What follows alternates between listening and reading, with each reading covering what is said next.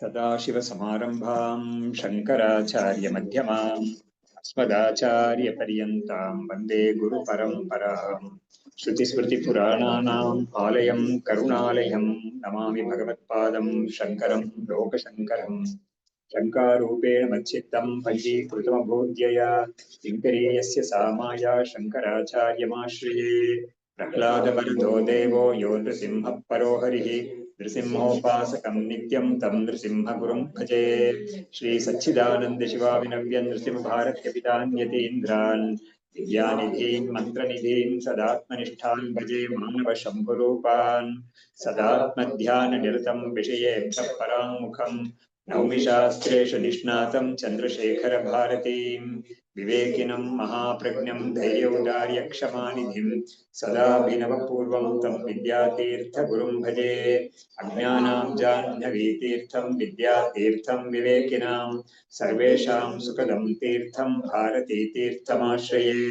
विद्याविनयसम्पन्नं वीतरागं विवेकिनं वन्दे वेदान्ततत्त्वज्ञं विदुषेखर भारतीम्।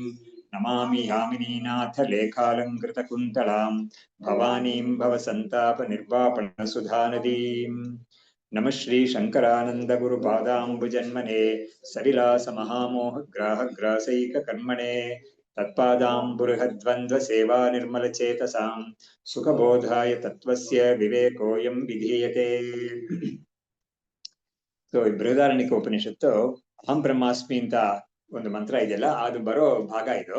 ವಿದ್ಯಾರಣ್ಯರು ಅದನ್ನ ಬೇರೆ ಬೇಕಾದಷ್ಟು ಶ್ಲೋಕಗಳಲ್ಲಿ ಅದರ ತಾತ್ಪರ್ಯವನ್ನು ಹೇಳ್ತಾ ಇದ್ದಾರೆ. ನಾವು ಲಾಸ್ಟ್ ನೋಡಿದ್ದೇನು ಅಂದ್ರೆ ಕರ್ಮ ಮತ್ತು ಬ್ರಹ್ಮ, ಕರ್ಮದ ಫಲ ಏನು, ಬ್ರಹ್ಮದ ಫಲ, ಬ್ರಹ್ಮಜ್ಞಾನದ ಫಲ ಏನು ಅನ್ನೋದನ್ನ ಒಂದು ಕಂಪ್ಯಾರಿಸನ್ ಮಾಡಿ ಹೇಳ್ತಾ ಇದ್ರು. ಅವಾಗ ಹೇಳಿದ್ರು ಅವಿನಾಶಃ ಅಖಿಲಾನಂದ ಹೇತುತ್ವಂ ಚ ಇತಿ ಅದೋ ದ್ವಯಂ ನ ಕರ್ಮಣಾಂ ಫಲೇ ಯುಕ್ತಂ ವಿದ್ಯಾಫಲೇತು ತತ್. ಹಾಗಾಗಿ ಕರ್ಮದಲ್ಲಿ ಏನೇ ಫಲ ಸಿಕ್ಕಿದ್ರು ಕೂಡ ಅದು ನಾಶವಾಗೋಗುತ್ತೆ, ಕಾಲಾಂತರದಲ್ಲಿ ನಾಶ ಆಗೋಗುತ್ತೆ, ಅದು ಶಾಶ್ವತವಾಗಿ ಇರೋದಿಲ್ಲ. ಆದ್ರೆ ಆತ್ಮಜ್ಞಾನ ಅಂತ ಬ್ರಹ್ಮಜ್ಞಾನ ಅಂತ ಇದೆಯಲ್ಲ, ಅದು ಶಾಶ್ವತವಾಗಿರುತ್ತೆ, ಅದಕ್ಕೆ ಮುಕ್ತಾಯ ಇಲ್ವೇ ಇಲ್ಲ ಅದಕ್ಕೆ. ಯಾಕಂದ್ರೆ ಕರ್ಮ ಅನ್ನೋದು ಒಬ್ಬ ಮನುಷ್ಯ ಅವನು ತನ್ನ ಪ್ರಯತ್ನದಿಂದ ಕೆಲವು ಉಪಕರಣಗಳನ್ನ ಇಟ್ಕೊಂಡು ಮಾಡೋದದು. ಅದರಲ್ಲಿ ಅವನು ಪರಿಮಿತಿಯಾಗಿ ಇರುತ್ತೆ ಅದು. ಆದ್ರೆ ಬ್ರಹ್ಮಜ್ಞಾನಕ್ಕೆ ಬಂದ್ಬಿಟ್ಟು ಆತರ ಪರಿಮಿತಿಯಾದ ವಿಷಯಗಳು ಇಟ್ಕೊಂಡು ಅವ್ನು ಮಾಡೋದಿಲ್ಲ ಏನು ಕೂಡ. ಅವನು ಇಲ್ಲ ಕರ್ಮ ಅನ್ನೋದು ಇದು ಮುಕ್ತಾಯ ಹೋಗುತ್ತೆ. ಯಾಕಂದ್ರೆ ಅದಕ್ಕೆ ಕರ್ಮ ಫಲ ಅದು ಅನುಭವಿಸಿದ್ಮೇಲೆ ಅದು ಮುಗ್ದೋಗುತ್ತೆ ಅದು. ಆದ್ರೆ ಬ್ರಹ್ಮಜ್ಞಾನ ಅನ್ನೋದು ಆತರ ಇಲ್ವೇ ಇಲ್ಲ ಅಂತ. ಆಮೇಲೆ ಇನ್ನೊಂದು ಕಾರಣ ಏನು ಅಂತ ಹೇಳಿದ್ರೆ, ಕರ್ಮದ ಒಂದು ಫಲ ಇದೆಯಲ್ಲ, ಅದಕ್ಕೊಂದು ಆರಂಭ ಇದೆ.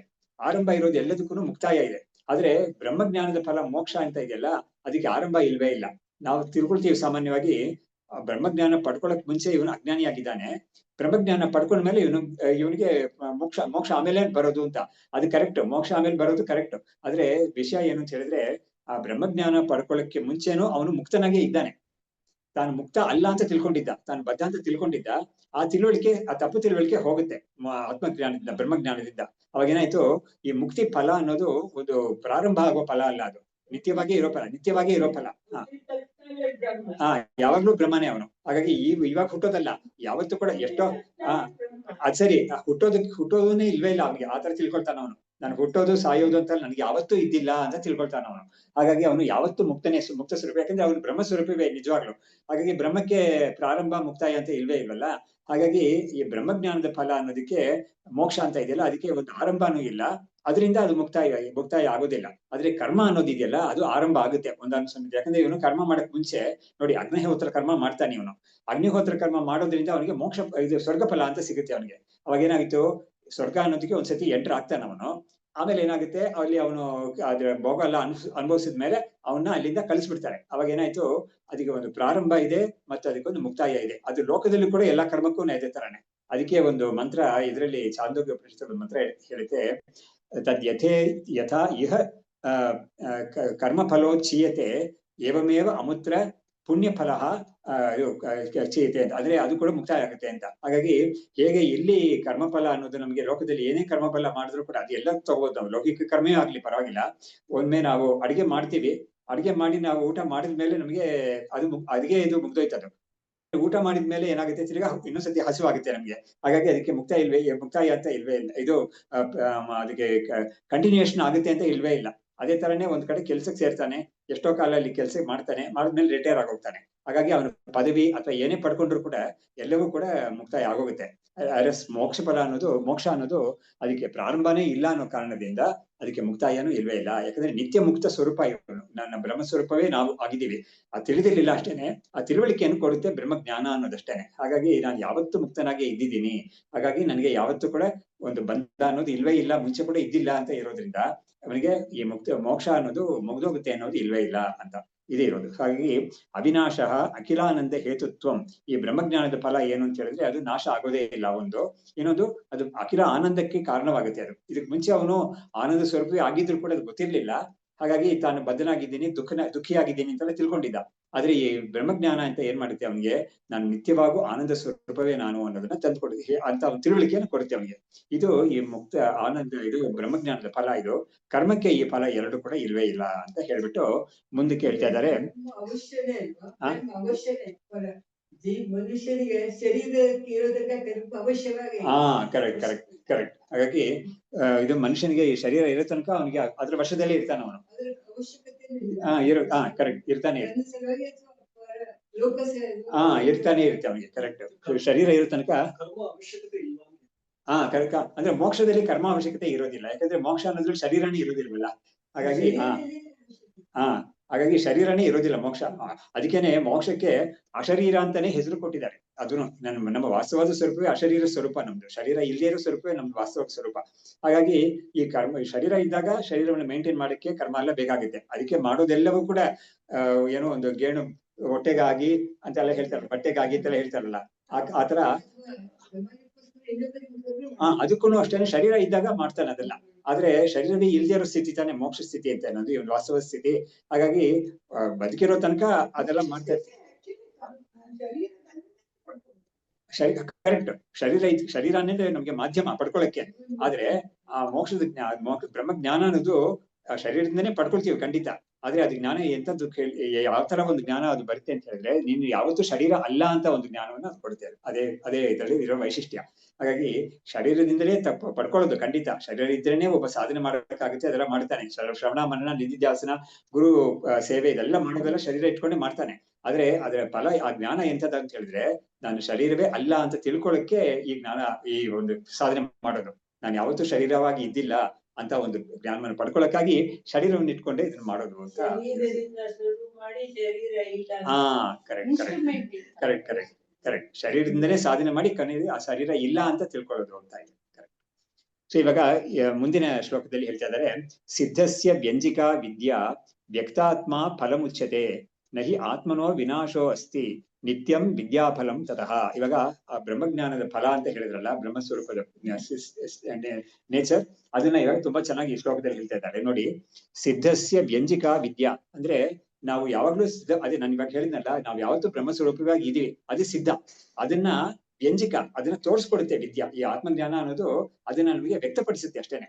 ನಾವು ಬ್ರಹ್ಮಸ್ವರೂಪವೇ ಆಗಿದ್ದೀವಿ ಅನ್ನೋದು ಅವ್ಯಕ್ತವಾಗಿದೆ ಇವಾಗ. ಅದನ್ನ ಈ ಬ್ರಹ್ಮಜ್ಞಾನ ಅನ್ನೋದು ಏನ್ ಮಾಡುತ್ತೆ, ಈ ಬ್ರಹ್ಮಜ್ಞಾನ ಅನ್ನೋದು ಅದನ್ನ ವ್ಯಕ್ತಪಡಿಸುತ್ತೆ ಅಷ್ಟೇನೆ. ನಾವು ಯಾವತ್ತೂ ಬ್ರಹ್ಮಸ್ವರೂಪವಾಗಿ ಇದ್ದಿದ್ದೀವಿ ಅನ್ನೋದನ್ನ ಈ ಅಖಂಡಾಕಾರ ವೃತ್ತಿ ಅನ್ನೋದು ವ್ಯಕ್ತಪಡಿಸುತ್ತೆ ಅಷ್ಟೇನೆ. ಹಾಗಾಗಿ ಸಿದ್ಧಸ್ಯ ವ್ಯಂಜಿಕಾ ವಿದ್ಯಾ ವ್ಯಕ್ತಾತ್ಮ ಫಲಮುಚ್ಯತೆ. ಹಾಗಾದ್ರೆ ಫಲ ಏನು, ಆ ವಿದ್ಯೆ ಫಲ ಏನು ಅಂತ ಹೇಳಿದ್ರೆ ವ್ಯಕ್ತಾತ್ಮ. ಅಂದ್ರೆ ಮುಂಚೆ ಅವ್ಯಕ್ತಾತ್ಮವಾಗಿ ಇದ್ದಿದ್ದೇನೆ ನಾನು, ಇವಾಗ ವ್ಯಕ್ತಾತ್ಮ. ಅದನ್ನ ಯಾತಕ್ಕೆ ಅವ್ಯಕ್ತಾತ್ಮ ಅಂತ ಹೇಳ್ತೀವಿ ಅಂತ ಹೇಳಿದ್ರೆ, ಯಾವತ್ತೂ ನಾವು ಆತ್ಮಸ್ವರೂಪವಾಗಿ ಇದ್ದಿದ್ದೀವಿ.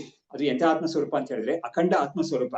ಆಮೇಲೆ ಅದು ಜೊತೆಗೆ ಇನ್ನೊಂದು ಏನು ಅಂತ ಹೇಳಿದ್ರೆ, ಅದ್ರ ಬಿಟ್ಟು ಇನ್ನೊಂದು ಇಲ್ಲ ಅನ್ನೋ ರೀತಿಯಲ್ಲಿ ಆತ್ಮಸ್ವರೂಪವಾಗಿ ಇದ್ದಿದ್ದೀವಿ ನಾವು. ಆದ್ರೆ ಅದು ಯಾತಕ್ಕೆ ನಮ್ಗೆ ಅವ್ಯಕ್ತವಾಗಿತ್ತು ಅಂತ ಕೇಳಿದ್ರೆ, ಅದನ್ನ ಈ ಶರೀರಾದಿಗಳಲ್ಲಿ ನಾನು ಅಂತ ಬುದ್ಧಿ ಇದೆಯಲ್ಲ, ಅದು ಅದನ್ನ ಮುಚ್ಚಿಬಿಟ್ಟಿತ್ತು ಅಷ್ಟೇನೆ.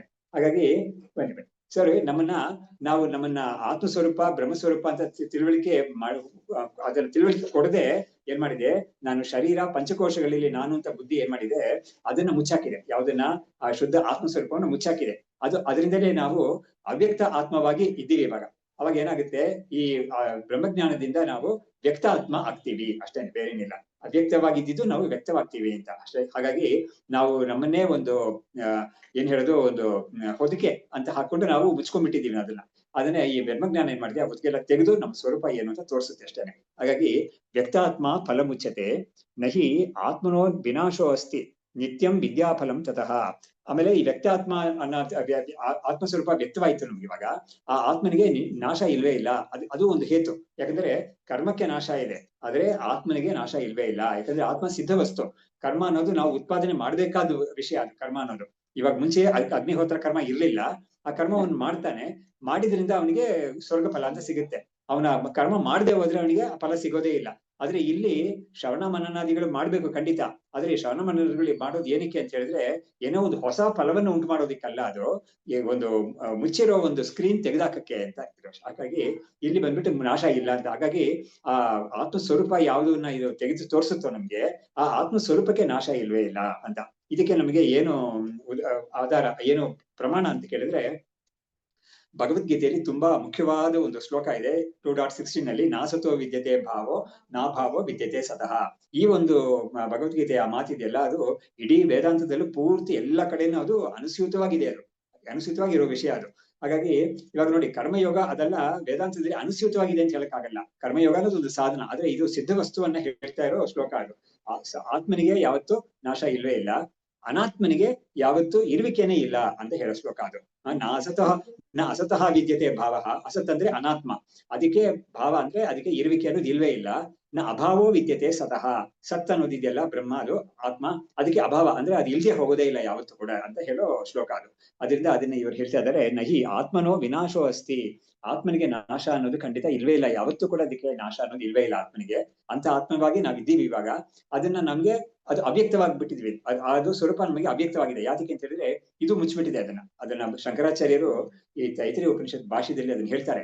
ಅದಕ್ಕೆ ಅವರು ಈ 10 ಜನ ಎಕ್ಸಾಂಪಲ್ ಇದೆಯಲ್ಲ, ದಶಮಸ್ತೋಮಸಿ ಅಂತ, ಅಂದ್ರೆ ಅದಕ್ಕೆ ಒಂದು ಸಣ್ಣ ಕಥೆ, ಒಂದು ಹಿಂದಿನ ಕಾಲದಲ್ಲೇ ಇದೆ. ಯಾವ ಕಾಲದಿಂದ ಎಲ್ಲಿ ಹುಟ್ಟು ಹಾಕದೆ ಅಂತ ಗೊತ್ತಿಲ್ಲ. ಶಂಕರಾಚಾರ್ಯರಂತೂ ಅದನ್ನ ಹೇಳಿದ್ದಾರೆ ಅವಾಗ್ಲೇನೆ. ಅದಕ್ಕಿಂತ ಹಿಂದಿನ ಗ್ರಂಥಗಳು ಯಾವ್ದು ನಮಗೆ ಗೊತ್ತಿಲ್ಲ. ಆದ್ರೆ ಅದರಲ್ಲಿ ಅವರು ಒಂದು ನದಿಯನ್ನ ದಾಟ್ಕೊಂಡು ಹೋಗ್ತಾರೆ 10 ಜನ. ಆ ಕಡೆ ಹೋದ್ಮೇಲೆ ಅವ್ರಿಗೆ ಸರಿ ಕೌಂಟ್ ಮಾಡ್ಕೊಂಡ ಅಂತ ಕೌಂಟ್ ಮಾಡಿ ನೋಡಿದಾಗ ಒಬ್ಬತ್ತೇ ಸಿಗ್ತಾ ಇದ್ದಾರೆ ಅವ್ರಿಗೆ. ಹಾಗಾಗಿ 10ನೇ ಅವ್ನಿಗೆ ಹೋಗ್ಬಿಟ್ಟಿದ್ದಾನೆ ಅಂತ ಅವ್ರಿಗೆ ಬೇಜಾರಾಗ್ತಾ ಇರುತ್ತೆ. ಆವಾಗ ಯಾರೋ ಒಬ್ರು ಕೇಳ್ಬಿಟ್ಟು ಅವ್ರಿಗೆ ಎಲ್ಲರನ್ನ ಲೈನ್ ನಿಲ್ಲಿಸ್ಬಿಟ್ಟು ಒಬ್ಬೊಬ್ಬರನ್ನ ಎಣಿಸಿ ತೋರಿಸ್ಬಿಟ್ಟು 10ನೇ ಅವ್ನು ನೀನೇ ಅಂತ ತೋರಿಸ್ಕೊಡ್ತಾರೆ. ಆವಾಗ ಅವ್ರಿಗೆ ಅಪ್ಪ ಸರಿ ಸದ್ಯ ಯಾರು ಹೋಗಿಲ್ಲ, ಎಲ್ಲರೂ ಇದ್ದೀವಿ ಅಂತ ಅವನಿಗೆ ಒಂದು ಆಶ್ವಾಸ ಸಿಗುತ್ತೆ ಅವನಿಗೆ. ಅವಾಗ ಈ ಅದೇ ತರನೇ ನಮ್ ಸ್ವರೂಪ ಏನು ಅಂತ ಗೊತ್ತಿಲ್ಲದೆ ನಾವು ಆ ಪಂಚಕೋಶಗಳಲ್ಲೇ ನಮ್ಮನ್ನ ನಾವು ಅಂತ ತಿಳ್ಕೊಬಿಟ್ಟಿದೀವಿ. ಅದರಿಂದ ದುಃಖ ಅದೆಲ್ಲ ಬರ್ತಾ ಇದೆ. ವೇದಾಂತ ಏನ್ ಮಾಡ್ತಾ ಇದೆ, ತತ್ವಮಸಿ ಅಂತ ತೋರಿಸ್ಕೊಡ್ತಾ ಇದೆ. ಹಾಗಾಗಿ ಈ ನಿನ್ನ ಯಾವ್ದು ಈ ಶರೀರಾದಿಗಳಿಂದ ತಿಳ್ಕೊಂಡಿದ್ಯೋ ಅವುಗಳು ಯಾವ್ದು ನೀನ್ ಅಲ್ವೇ ಇಲ್ಲ, ನೀನು ಅದರಿಂದ ದಾಟಿರೋ ಚೈತನ್ಯ ಸ್ವರೂಪವೇ ನೀನು ಅಂತ ತೋರಿಸ್ಕೊಡುತ್ತೆ ಅದು. ಅವಾಗ ಈ 10ನೇ ಒಂದು ನೀನಿ ಅಂತ ತೋರಿಸ್ಕೊಡುತ್ತಾ ತರ ಇದು ತತ್ವಮಸಿ ಅಂತ ತೋರಿಸ್ಕೊಡುತ್ತೆ. ಇದೇ ಅದರ ಫಲ, ವೇದಾಂತದ ಫಲ ಅದೇನೆ. ಸೊ ಅದನ್ನ ಇವ್ರು ಹೇಳ್ತಾ ಇದ್ದಾರೆ, ನಹಿ ಆತ್ಮನೋ ವಿನಾಶೋ ಅಸ್ತಿ. ಅಂತ ಆತ್ಮನಿಗೆ ನಾಶ ಇಲ್ವೇ ಇಲ್ಲ ಖಂಡಿತ. ಹಾಗಾಗಿ ಅದಕ್ಕೆ ನಿತ್ಯಂ ವಿದ್ಯಾಫಲಂ ತತಃ. ಅದರಿಂದ ವಿದ್ಯಾಫಲವಾದ ವ್ಯಕ್ತಾತ್ಮ ಮೋಕ್ಷ ಅಂತ ಇದೆಯಲ್ಲ, ಅದು ನಿತ್ಯ. ಅದಕ್ಕೆ ಮುಕ್ತಾಯ ಆಗೋದೇ ಇಲ್ಲ. ನೋಡಿ, ಇದೆಲ್ಲ ಇಟ್ಕೊಂಡು ನೋಡಿದಾಗ ನಮ್ಗೆ ಏನ್ ಗೊತ್ತಾಗುತ್ತೆ ಅಂತ ಹೇಳಿದ್ರೆ, ಈ ಒಂದು ಆತ್ಮಸ್ವರೂಪದ ಒಂದು ನನ್ನ ಸ್ವರೂಪ ಇದೆ ಅಂತ ನಮ್ಗೆ ಗೊತ್ತಾದ್ಮೇಲೆ ಅದು ಎಲ್ಲೋ ವೈಕುಂಠಕ್ಕೆ ಹೋಗ್ಬೇಕು, ಯಾವ್ದೋ ಒಂದು ಲೋಕಕ್ಕೆ ಹೋಗ್ಬೇಕು, ಅವಾಗ್ಲೇ ನೀವು ಮುಕ್ತಿ ಅಂತ ಹೇಳಕ್ಕೆ ಇಲ್ವೇ ಇಲ್ಲ. ಏನಂತದ್ದೆಲ್ಲ ಇಲ್ವೇ ಇಲ್ಲ. ಯಾಕಂದ್ರೆ ಅದೆಲ್ಲ ಬೇಕೇ ಇಲ್ಲ ಅಂತ. ಯಾಕಂದ್ರೆ ನನಗೆ ನನ್ನ ಸ್ವರೂಪ ಏನಂತ ಗೊತ್ತಿರ್ಲಿಲ್ಲ. ಇವಾಗ ನನ್ನ ಸ್ವರೂಪ ಇಂಥದ್ದಂತೆ ಗೊತ್ತಾಯ್ತು. ನಾನು ತಿಳ್ಕೊಂಡ ಮೇಲೆ ಕೂಡ ಆ ಆತ್ಮ ಇರುತ್ತೆ ಯಾವಾಗ್ಲೂ ಕೂಡ. ನಾನು ಇರ್ಬೇಕು ಅಂತ ಅವಶ್ಯಕತೆ ಇಲ್ಲ. ಯಾಕಂದ್ರೆ ನಾನು ಬದುಕಿರೋ ತನಕ ನಾನು ಇಂತಹ ಒಂದು ಸ್ವರೂಪವಾಗಿದ್ದೀನಿ, ನಾನು ಆನಂದ ಸ್ವರೂಪ ಅಂತ ಹೇಳ್ಕೊಳಕ್ಕಾಗುತ್ತೆ ಅದು. ಆದ್ರೆ ಆ ಶರೀರ ಹೋದ್ಮೇಲೆ, ಕೊನೆಯ ಶರೀರ ಅದೇನೆ ಅವನಿಗೆ, ಜ್ಞಾನಿಗೆ. ಆ ಕೊನೆಯ ಶರೀರ ಹೋದ್ಮೇಲೆ ಆ ಆತ್ಮ ಏನಾಗುತ್ತೆ, ಅದು ನಾಶವಾಗುತ್ತೆ ಅಂತ ಕೇಳಿದ್ರೆ ನಾಶ ಆಗಲ್ಲ ಅಂತ ಹೇಳ್ತಾ ಇದ್ದಾರೆ. ಶಾಸ್ತ್ರವೇ ಹೇಳ್ತಾ ಇದೆ ಆತ್ಮನಿಗೆ ನಾಶ ಇಲ್ಲ ಅಂತ ಹೇಳ್ತಾ ಇದೆ. ಯಾವುದು? ಕರೆಕ್ಟ್. ಹಾಗಾಗಿ ಆ ಆತ್ಮನನ್ನ ಯಾರು ಕಡಿಯಕ್ಕಾಗಲ್ಲ, ಯಾರು ಅದನ್ನ ಸುಡಕ್ಕಾಗಲ್ಲ ಅಂತ ಆತ್ಮ ಅದು. ಅದಕ್ಕೆ ಈ ಶ್ಲೋಕವೇ, ಭಗವದ್ಗೀತೆ ಶ್ಲೋಕವೇ ನಮ್ಗೆ ಸಾಕ್ಷಾತ್ತಾಗಿದೆ. ಅದರಿಂದ ಆತ್ಮನಿಗೆ ನಾಶ ಇಲ್ವೇ ಇಲ್ಲ ಅಂತ. ಹಾಗಾಗಿ ನಾನು ಆ ಆತ್ಮ ಅಂತ ಹೇಳ್ಕೊಳಕ್ಕೆ ನಾನು ಇಲ್ದೇ ಇರ್ಬೋದು. ಯಾರು ನೋಡಿ, ನಾನ್ ಆತ್ಮ ಅಂತ ಹೇಳ್ಕೊಳ್ಳೋನು ಯಾರು ಅಂತ ಹೇಳಿದ್ರೆ ಜೀವನೇ. ನಾನು ಮುಂಚೆ ಇದು ಕರ್ತಾ ಭೋಕ್ತಾವಾಗಿ ನಾನು ಬದ್ಧನಾಗಿದ್ದೆ. ನಾನು ಇವಾಗ ನಾನು ಮುಕ್ತನಾಗಿದ್ದೀನಿ ಅಂತ ಅವನು ತಿಳ್ಕೊಳ್ತಾನೆ. ಆದ್ರೆ ತಿಳ್ಕೊಳಕ್ಕೆ ಅವನಿಗೆ ಮನಸ್ಸು ಬೇಕು, ಶರೀರ ಬೇಕು, ಇದೆಲ್ಲ ಬೇಕು. ಆದ್ರೆ ಆ ಶರೀರ ಮನಸ್ಸೆಲ್ಲ ಹೋದ್ಮೇಲೆ, ಈ ಕೊನೆ ಶರೀರ ತಾನೆ ಇವನ್ಗೆ, ಆ ಕೊನೆ ಶರೀರದಲ್ಲಿ ಶರೀರ ಮನಸ್ಸೆಲ್ಲ ಹೋದ್ಮೇಲೆ ಅವನಿಗೆ ಆ ಆತ್ಮ ಏನಾಗುತ್ತೆ ಅಂತ ಯಾರಾದ್ರೂ ಪ್ರಶ್ನೆ ಮಾಡಿದ್ರೆ, ಆತ್ಮ ಇರುತ್ತೆ, ಯಾವತ್ತೂ ಇರೋ ಆತ್ಮ ಇರ್ತಾನೆ ಇರುತ್ತೆ. ಅದು ನಾನು ಅಂತ ಹೇಳ್ಕೊಳಕ್ ನಾನು ಇಲ್ದೇ ಇರ್ಬೋದು. ಯಾಕಂದ್ರೆ ಅದು ನಾನು ಅಂತ ಹೇಳ್ಕೊಳ್ಳೋನು ಯಾರು ಅಂತ ಹೇಳಿದ್ರೆ ಅವನು ಮುಖ್ಯ, ಅವನು ಜೀವ, ಅವನು ಮಿಥ್ಯಾತ್ಮ. ಅದನ್ನ ವೇದಾಂತದಲ್ಲಿ ಅವನಿಗೆ ಮಿಥ್ಯಾತ್ಮ ಅಂತಾನೆ ಹೆಸರು ಕೊಟ್ಟಿದ್ದಾರೆ. ಹಾಗಾಗಿ ಮಿಥ್ಯಾತ್ಮ, ಮುಖ್ಯಾತ್ಮ, ಗೌಣಾತ್ಮ ಅಂತ 3 ರಕವಾಗಿ ಆತ್ಮನನ್ನ ಹೇಳ್ತೀವಿ. ಅವಾಗ ಮಿಥ್ಯಾತ್ಮ ಅನ್ನೋದು ಯಾವ್ದು ಅಂತ ಹೇಳಿದ್ರೆ, ಈ ಪಂಚಕೋಶಗಳಲ್ಲಿ ನಾನು ಅಂತ ತಿಳ್ಕೊಳ್ತೀನಲ್ಲ, ಅದು ಮಿಥ್ಯಾತ್ಮ. ಆದ್ರೆ ಶುದ್ಧ ಆತ್ಮ ಅಂತ ಒಂದಿದೆಯಲ್ಲ, ಅದಕ್ಕೆ ಸಾಕ್ಷಿಯಾಗಿರೋದು ಅದೇ ಮುಖ್ಯಾತ್ಮ. ಗೌಣಾತ್ಮ ಅನ್ನೋದು ಪಂಚಕೋಶಗಳು ದಾಟಿ, ಶರೀರ ದಾಟಿ ಹೊರಗಡೆ ಇರೋ ವಸ್ತುಗಳಲ್ಲಿ, ವ್ಯಕ್ತಿಗಳಲ್ಲಿ ನನ್ನವರು ಇವರು, ನನಗೆ ಸೇರಿದ್ದು ಅಂತ ಹೇಳ್ತೀವಲ್ಲ, ಅದೇ ಗೌಣಾತ್ಮ ಅಂತ ಹೇಳೋದು. ಹಾಗಾಗಿ ಗೌಣಾತ್ಮ ಮತ್ತು ಈ ಮಿಥ್ಯಾತ್ಮ ಅದು ಸತ್ಯವಲ್ಲ, ಅದು ಪೂರ್ತಿ ಹೊಟ್ಟೋಗೋದೇ ಅದು. ಆದ್ರೆ ಇರೋದು ಮಾತ್ರ ಮುಖ್ಯಾತ್ಮ, ಅದಕ್ಕೆ ಯಾವತ್ತೂ ಕೂಡ ಅದಕ್ಕೆ ನಾಶ ಇಲ್ಲ ಅನ್ನೋದನ್ನ ಇವರು ತಿಳಿಸ್ಕೊಟ್ರು. ಅದನ್ನೇ ಗೀತೆಯಲ್ಲೂ ಹೇಳಿದ್ದಾರೆ. ಹಾಗಾಗಿ ಅಂತ ವಿಷಯವನ್ನ ನಮ್ಗೆ, ಅದರಿಂದ ನಮ್ಗೆ ನೀನು ಯಾವ್ದೋ ಲೋಕ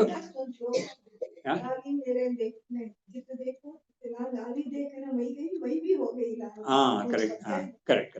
ಸೊ ಇವಾಗ ಅದಕ್ಕಾಗಿ ನಾವು ಯಾವ್ದೋ ಲೋಕಕ್ಕೆ ಹೋಗ್ಬೇಕು, ವೈಕುಂಠಕ್ಕೆ ಹೋಗ್ಬೇಕು ಅಂತಲ್ಲ, ಏನು ಇಲ್ವೇ ಇಲ್ಲ.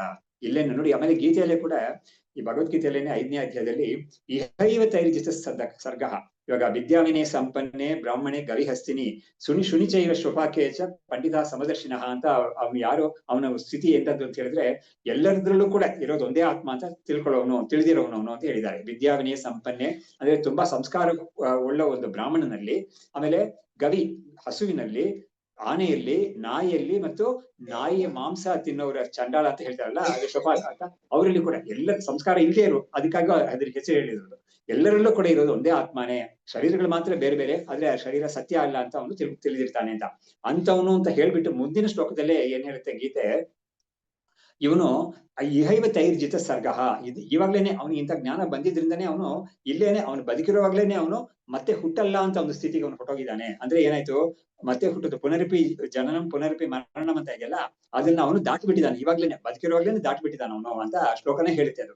ಅವಾಗ ಇಹೈವ ತೈರ್ಜಿತ ಸರ್ಗ ಅಂತ ಹೇಳೋದ್ರಿಂದ, ಅವನು ಇವಾಗ್ಲೇ ಮುಕ್ತನಾಗಿರೋದ್ರಿಂದ ಅವನು ಆ ಮುಕ್ತಿ ಹೊಂದಕ್ಕಾಗಿ ಎಲ್ಲೋ ಬೇರೆ ಲೋಕಕ್ಕೆ ಹೋಗ್ಬೇಕು ಅನ್ನೋದೆಲ್ಲ ಖಂಡಿತ ಇಲ್ವೇ ಇಲ್ಲ ಅನ್ನೋದು ನಾವು ಅಲ್ಲಿಂದ ಕೂಡ ನಾವು ಡೆರೈವ್ ಮಾಡ್ಬೋದು. ಹೀಗಾಗಿ ಆಮೇಲೆ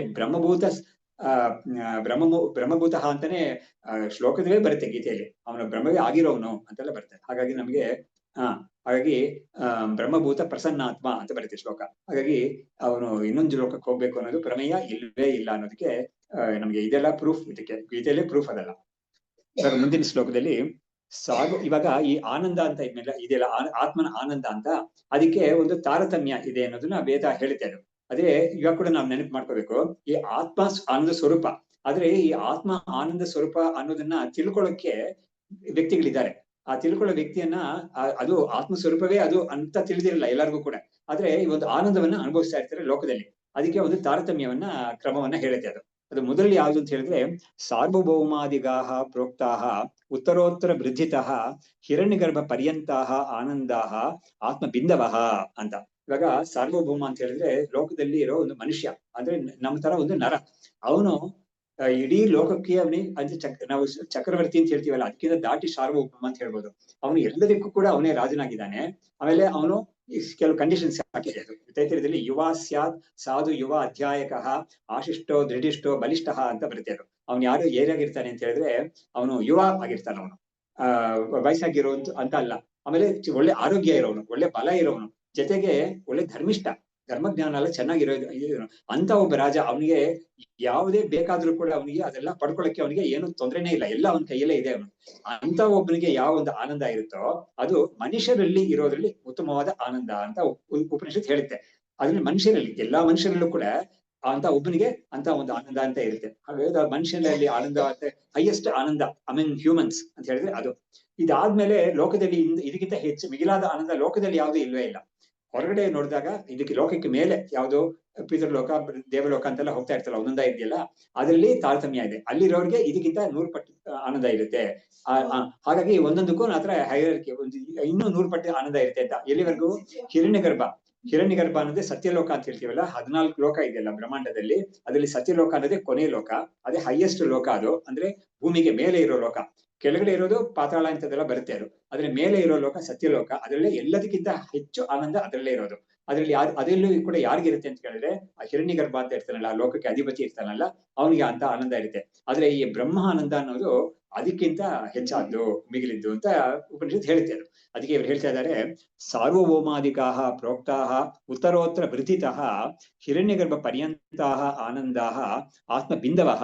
ನೋಡಿ, ಆ ಸತ್ಯಲೋಕದಲ್ಲಿರೋ ಈ ಹಿರಣ್ಯಗರ್ಭನಿಗೆ ಇರೋ ಆನಂದ ಕೂಡ ಬ್ರಹ್ಮಾನಂದ ಅಂತ ಇದೆಯಲ್ಲ, ಅದರ ಒಂದು ಬಿಂದು ಮಾತ್ರನೇ ಅಂತ ಹೇಳ್ತಾ ಇದ್ದಾರೆ. ಹಾಗಾಗಿ ಬಾಕಿದೆಲ್ಲ ಇನ್ನು ಸಣ್ಣ ಸಣ್ಣ ಒಂದು ಪರಿಮಾಣದಲ್ಲಿ ಅವರು ಅನುಭವಿಸ್ತಾ ಇರ್ತಾರೆ.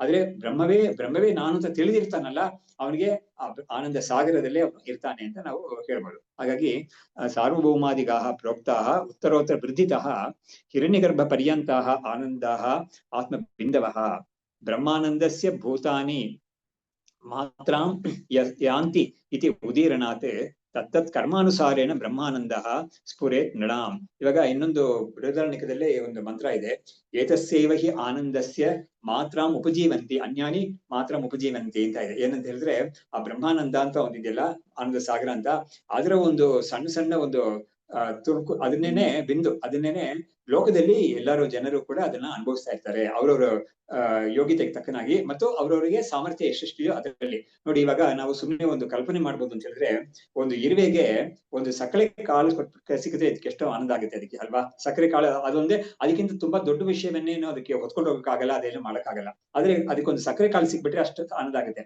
ಆದ್ರೆ ಒಂದು ಸಣ್ಣ ಹುಡುಗನಿಗೆ ಒಂದು ಲಾಲಿಪಾಪ್ ಅಂತ ಅದು ಕೊಟ್ಟರೆ ಅದಕ್ಕೆ ತುಂಬಾ ಆನಂದ ಆಗುತ್ತೆ. ಅದು ಆತರ ಹೆಚ್ಚೆಚ್ಚಾಗಿ ನಾವು ಮೇಲೆ ಹೋಗ್ತಾ ಇದ್ದಾಗ ಅದಕ್ಕಿಂತ ಸ್ವಲ್ಪ ಮೇಲೆ ಸ್ವಲ್ಪ ವಯಸ್ಸಾಗಿರೋ ಪ್ರಾಯ ಬಂದಿರೋ ಹುಡುಗನಿಗೆ ಬೇರೆ ಏನೋ ವಿಷಯಗಳು, ಮೊಬೈಲು ಎಂತದ್ದು ಕೊಟ್ರೆ ಅವನಿಗೆ ತುಂಬಾ ಆನಂದ ಆಗುತ್ತೆ. ಅದು ಈ ತರ ಇನ್ನೂ ಸ್ವಲ್ಪ ಮೇಲ್ಕ್ ಹೋದವನಿಗೆ ಒಂದು ಒಳ್ಳೆ ಕೆಲಸ ಸಿಕ್ಕಿದ್ರೆ ಆನಂದ ಅಂತ ಆಗುತ್ತೆ. ಅವಾಗ ಅದರಲ್ಲಿ ಕೂಡ ತಾರತಮ್ಯ ಎಲ್ಲ ಇರುತ್ತೆ. ಆತರ ನೋಡಿದಾಗ ನಮ್ಗೆ ಜನರಿಗೆಲ್ಲ ಸಿಗ್ತಾ ಇರೋ ಈ ಆನಂದ ಇದೆಯಲ್ಲ, ವಿಷಯಗಳಿಂದ ಬರೋ ಆನಂದ, ಸಕ್ಕರೆ ಆಗ್ಲಿ ಲಾಲಿಪಾಪ್ ಆಗ್ಲಿ ಯಾವುದರಿಂದನೂ ಬರೋ ಆನಂದ ಈ ಬ್ರಹ್ಮಾನಂದದ ಒಂದು ಸಣ್ಣ ಸಣ್ಣ ಒಂದು ಮಾತ್ರಗಳಷ್ಟೇನೆ, ಅದು ಅಂತ ಬಿಂದುಗಳಷ್ಟೇನೆ. ಹಾಗಾಗಿ ಅದೇ ಆನಂದದ್ದೇ ಇದು ಈ ರೀತಿಯಾಗಿ ವ್ಯಕ್ತವಾಗುತ್ತೆ ನಮ್ಗೆ ಅಷ್ಟೇನೆ. ಹಾಗಾಗಿ ಆ ಆನಂದವೇ ನಮಗೆ ಇದ್ರ ಮುಖಾಂತರ ವ್ಯಕ್ತವಾಗುತ್ತೆ. ಆದ್ರೆ ಇದಕ್ಕೆ ಮುಕ್ತಾಯ ಬಂದ್ಬಿಡುತ್ತೆ. ಆ ಲಾಲಿಪಾಪ್ ಪೂರ್ತಿ ಮುಗ್ದೋದ್ರೆ ಆ ಮಗುಗೆ ಬೇರೆ ಏನೊಂದು ಬೇಕು ಅಂತ ಕೇಳುತ್ತೆ ಅದು. ಹಾಗಾಗಿ ಇದು ಬೇರೆ ಬ್ರಹ್ಮಾನಂದ ಪಡ್ಕೊಂಡವನು ನನಗೆ ಇನ್ನೊಂದು ಬೇಕು ಅಂತ ಒಂದು ವಿಷಯ ಅವನಿಗೆ ಇರೋದೇ ಇಲ್ಲ ಅಂತ. ಸೊ ಇವಾಗ ಈ ಲೋಕದಲ್ಲಿ ಕೂಡ ಇಂತ ಒಂದು ಆನಂದ ಬರ್ತಾ ಇದೆಯಲ್ಲ, ಅದು ಹೇಗ್ ಬರುತ್ತೆ ಅವನಿಗೆ ಅನ್ನೋದನ್ನ ಅದ್ರಕ್ಕೊಂದು ಪ್ರಕ್ರಿಯೆ ಇದೆ, ಅದನ್ನ ಇವರು ತೋರಿಸ್ಕೊಡ್ತಾರೆ ಅದನ್ನ.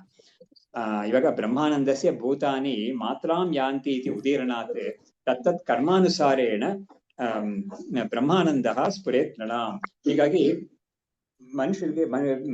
ಮನುಷ್ಯರಿಗೆಲ್ಲ ಬರೋ ಈ ಆನಂದ ಈ ಒಂದು ರೀತಿಯಲ್ಲಿ ಬರ್ತಾ ಇದೆ ಅಂತ ಹೇಳ್ಬಿಟ್ಟು, ತತ್ತದ್ ವಿಷಯ ಕಾಮೇನ ಚಿತ್ತೆ ಅಸ್ಮಿನ್ ವ್ಯಾಕುಲೀಕೃತೆ ಆನಂದ ಆತ್ಮಭೂತೋ ಅಪಿ ಸ ತಿರೋಧೀಯತೆ ನೃಣಾಂ. ಇವಾಗ ಈ ಆತ್ಮಸ್ವರೂಪದ ಒಂದು ಆನಂದ ಅನ್ನೋದು ವಿಷಯಗಳಿಂದ ನಮ್ಗೆ ಬರ್ತಾ ಇರುವಾಗ ಅದಕ್ಕೊಂದು ಮೆಕ್ಯಾನಿಸಮ್ ಇದೆ. ಆ ಮೆಕ್ಯಾನಿಸಮ್ ಎಂತದ್ದು ಅನ್ನೋದನ್ನ ಇವ್ರು ಹೇಳ್ತಾ ಇದ್ದಾರೆ. ಅದೆಂತದ್ದು ಅಂತ ಹೇಳಿದ್ರೆ, ತತ್ತದ್ ವಿಷಯ ಕಾಮೇನ ಚಿತ್ತೆ ಅಸ್ಮಿನ್ ವ್ಯಾಕುಲೀಕೃತೆ. ಒಂದು ವಸ್ತು ಬೇಕು ಅಂತ ಇವನಿಗೆ ಇರುವಾಗ ಚಡಪಡ ಆಗುತ್ತೆ ಮನಸ್ಸಲ್ಲಿ, ಅದಕ್ಕೆ ನೆಮ್ಮದಿ ಇರೋದಿಲ್ಲ ಮನಸ್ಸು. ಆ ವಸ್ತುವನ್ನ ಪಡ್ಕೊಳ್ಳೋ ತನಕ, ಅದನ್ನ ಅನುಭವಿಸೋ ತನಕ ಅವನಿಗೆ ಮನಸ್ಸು ಇರೋದೇ ಇಲ್ಲ, ಅದು ಮನಸ್ಸಿಗೆ ಶಾಂತಿನೇ ಇರೋದಿಲ್ಲ. ಅವಾಗ ಏನಾಗುತ್ತೆ, ಅವಾಗ ವ್ಯಾಕುಲೀಕೃತೆ ಅಂತ ಹೇಳಿದ್ರೆ ಅವನಿಗೆ ಮನಸ್ಸಲ್ಲಿ ಒಂದು ಖೇದ ಉಂಟಾಗುತ್ತೆ. ಆ ವಸ್ತು ಮೇಲೆ ಆಸೆ ಇದೆ, ಸಿಕ್ಕಿಲ್ಲ ಇನ್ನ, ಅದರಿಂದ ಒಂದು ಮನಸ್ಸಲ್ಲಿ ಒಂದು ನೆಮ್ಮದಿ ಇಲ್ಲದೇ ಸ್ಥಿತಿ ಇರುತ್ತೆ, ಅದಕ್ಕೆ ಚಟಪಟ ಸ್ಥಿತಿ ಇರುತ್ತೆ. ಆನಂದ ಆತ್ಮಭೂತೋಪಿ ಸ ತಿರೋಧೀಯತೆ ನೃಣಾಂ. ಅವಾಗ ಅವನ ಆನಂದ ಅನ್ನೋದು ಆತ್ಮಸ್ವರೂಪವೇ ಆನಂದವಾಗಿ ಇದ್ರೂ ಕೂಡ ಅದು ಮುಚ್ಚಿ ಹೋಗಿದೆ. ಯಾಕಂದ್ರೆ ಅವನಿಗೆ ಇನ್ನೊಂದು ವಸ್ತುವಲ್ಲಿ ನನಗೆ ಬೇಕು ಅಂತ ಒಂದು ಆಸೆ ಬಂದಿರೋದ್ರಿಂದ ಅದು ಮನಸ್ಸಲ್ಲಿ ಒಂದು ದುಃಖವನ್ನು ಕೊಡ್ತಾ ಇರುತ್ತೆ ಅವನಿಗೆ. ಅದು ಪಡ್ಕೊಳ್ಳೋ ತನಕ ದುಃಖ ಕೊಡ್ತಾ ಇರುತ್ತೆ. ಆಮೇಲೆ ಪಡ್ಕೊಂಡ ಮೇಲೆ ಏನಾಗುತ್ತೆ ಅನ್ನೋದನ್ನ ಇವರು ಹೇಳ್ತಾರೆ. ಅದೇ ಮುಖ್ಯವಾಗಿರೋದು. ಪುಣ್ಯೇನ ವಿಷಯೇ ಲಬ್ಧೆ ಚಿತ್ತೆ ಸ್ವಾಸ್ಥ್ಯಂ ಉಪಾಗತೆ ಆತ್ಮಾನಂದ ಸ್ಫುರೇ ತಾವತ್ ಯಾವತ್ ನ ವ್ಯಾಕುಲಾಂತರಂ ಅಂತ. ತುಂಬಾ ಚೆನ್ನಾಗಿದೆ. ಇವಾಗ ಅವನು ನೋಡಿ, ಯಾವ್ದೋ ಒಂದು ವಸ್ತುಗೆ ನಾವು ಆಸೆ ಪಡ್ಬೋದು, ಅದಕ್ಕಾಗಿ ನಾವು ಪ್ರಯತ್ನ ಮಾಡ್ಬೋದು.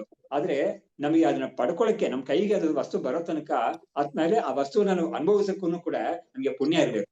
ಇವಾಗ ನೋಡಿ, ಸಾಮಾನ್ಯವಾಗಿ ಇದಕ್ಕೆ ಉದಾಹರಣೆ ಕೊಡ್ತಾರೆ. ಇವನಿಗೆ ಬೇಕಾದಷ್ಟು ಹಣ ಸಂಪಾದನೆ ಮಾಡಿದ್ದಾನೆ, ರಿಟೈರ್ಡ್ ಲೈಫ್ ಅಲ್ಲಿ ಇದ್ದಾನೆ ಅವನು. ಆದ್ರೂ ಕೂಡ ಅವನಿಗೆ ಬೇಕಾದನ್ನ ತಿನ್ನಕ್ಕಾಗಲ್ಲ ಅಂತ ಒಂದು ಸ್ಥಿತಿ ಬಂದಿರುತ್ತೆ. ರೋಗ ಇಂಥ ಕಾರಣದಿಂದ ಅದನ್ನ ತಿನ್ಬಾರ್ದು, ತಿನ್ನಕ್ಕಾಗಲ್ಲ ಅಂತ ಬಂದಿರುತ್ತೆ ಅವನಿಗೆ. ಆವಾಗ ಅವನಿಗೆ ದುಃಖ ಆಗುತ್ತೆ. ಅವನಿಗೆ ಇಷ್ಟ ಆಗಿರೋ ವಸ್ತುನೇ ಅದು, ಆದ್ರೆ ಅವನಿಗೆ ಬಾಕಿಯವ್ರಿಗೆಲ್ಲ ಬಡಿಸ್ತಾ ಇರುವಾಗ ಅವನಿಗೆ ಅಯ್ಯೋ ನನಗೆ ತಿನ್ಬಾರ್ದು ಅಂತ ಡಾಕ್ಟರ್ ಹೇಳಿದ್ದಾರೆ, ನನಗೆ ಅದು ಇಷ್ಟ ಇದೆ ಖಂಡಿತ, ಅದೇ ತಿನ್ಬಾರ್ದು ಅಂತ ಆಗಿದ್ದರಿಂದ ಅವನಿಗೆ ಸ್ವಲ್ಪ ದುಃಖ ಆಗುತ್ತೆ. ಹಾಗಾಗಿ ಅವನಿಗೆ ಅದು ಪುಣ್ಯ ಇದ್ರೇನೆ ಅವನಿಗೆ ಅದನ್ನ ಅನುಭವಿಸಕ್ಕೆ ಕೂಡ ಆಗುತ್ತೆ, ಸಿಗ್ಬೋದು ಅವನಿಗೆ, ಅದನ್ನ ಕಾಸು ಕೊಟ್ಟು ಕೊಂಡ್ಕೊಳಕ್ಕೂ ಅವ್ನಿಗೆ ಆಗುತ್ತೆ, ಆದ್ರೆ ತಿನ್ನಕ್ ಮಾತ್ರ ಆಗೋದಿಲ್ಲ ಅವನಿಗೆ. ಹಾಗಾಗಿ ಈ ಒಂದು ಸ್ಥಿತಿ ಯಾತಕ್ಕೆ ಅಂತ ಹೇಳಿದ್ರೆ ಪುಣ್ಯ ಇಲ್ಲದೆ ಇರೋದ್ರಿಂದ. ಅದಕ್ಕೆ ಕಂಡೀಷನ್ ಏನು ಅಂತ ಹೇಳಿದ್ರೆ ನಾವು ಯಾವುದೇ ಒಂದು ಆನಂದವನ್ನು ಅನುಭವಿಸಕ್ಕೆ ಪುಣ್ಯ ಇರಬೇಕು. ಅವನಿಗೆ ನೋಡಿ, ಒಬ್ಬನಿಗೆ ಅವನು ಭಿಕಾರಿಯಾಗಿ ಇರ್ಬೋದು ಅವನು, ಆದ್ರೆ ಅವನಿಗೆ ತುಂಬಾ ಚೆನ್ನಾಗಿರೋ ಲಡ್ಡು ಗಿಡ್ಡು ಎಲ್ಲ ಯಾರಾದ್ರೂ ಭಿಕ್ಷೆ ಕೊಟ್ರೆ ಅವನಿಗೆ ಆನಂದವಾಗಿ ತಿಂತಾನ. ಅವನಿಗೆ ಕೊಂಡ್ಕೊಳ್ಳಕ್ಕೆ ಏನು ಅವನಿಗೆ ಸಾಮರ್ಥ್ಯ ಇಲ್ಲ, ಆದ್ರೆ ಪುಣ್ಯ ಇದೆ ಅವನಿಗೆ. ಅದು ಸಿಗ್ಬೇಕು ಅಂತ ಪುಣ್ಯ ಇದ್ರೆ ಅವನಿಗೆ ಆ ಸಮಯದಲ್ಲಿ ಯಾರೋ ಒಬ್ರು ಕರೆದು ಕೊಡ್ತಾರೆ, ಅಥವಾ ಯಾರಾದ್ರೂ ಇವನು ಹೊರಗಡೆ ಕೂತಿದ್ರೆ ಒಳಗಡೆ ಫಂಕ್ಷನ್ ಎಲ್ಲ ಮಾಡಿದವರು ನೋಡಪ್ಪ ನೀನು ಸ್ವಲ್ಪ ತಗೋ ಅಂತ ಬಂದು ಕೊಡ್ತಾರೆ ಅವನಿಗೆ, ಪುಣ್ಯ ಇದ್ರೆ. ಹಾಗಾಗಿ ಒಳಗಡೆ ಇರೋರಿಗೆ ಯಾರಿಗಾದ್ರೂ ಪುಣ್ಯ ಇಲ್ಲದೆ ಹೋದ್ರೆ ಅವ್ರಿಗೆ ಅದೃಷ್ಟ ರಾಶಿ ಇದ್ರೂ ಕೂಡ ಅವ್ರಿಗೆ ತಿನ್ನಕ್ ಆಗಲ್ಲ ಅಂತ ಒಂದು ಬರುತ್ತೆ ಅದು. ಹಾಗಾಗಿ ಯಾವುದೇ ಒಂದು ಚೆನ್ನಾಗಿರೋದನ್ನ ಅನುಭವಿಸ್ಬೇಕು ಅಂದ್ರೆ ಅದಕ್ಕೆ ಪುಣ್ಯ ಬೇಕು ಅಂತ ಶಾಸ್ತ್ರದಲ್ಲಿ ಇದೆ. ಅದು ನಾವ್ ಯಾರು ಇಲ್ಲ ಅಂತ ಹೇಳಕ್ ಆಗೋದೇ ಇಲ್ಲ. ಇವಾಗ ಪುಣ್ಯನ ವಿಷಯ ಲಬ್ಧೆ. ಇವಾಗ ಏನಾಯ್ತು, ಒಬ್ಬ ಇಷ್ಟಪಟ್ಟಿದ್ದಾನ ಒಂದು ವಸ್ತುವನ್ನ, ಅದರಿಂದ ಮನಸ್ಸು ಚಡ್ಪಡಿಸ್ತಾ ಇದೆ, ಅವಾಗ ಸಿಕ್ಕಿದೆ ಅವನಿಗೆ.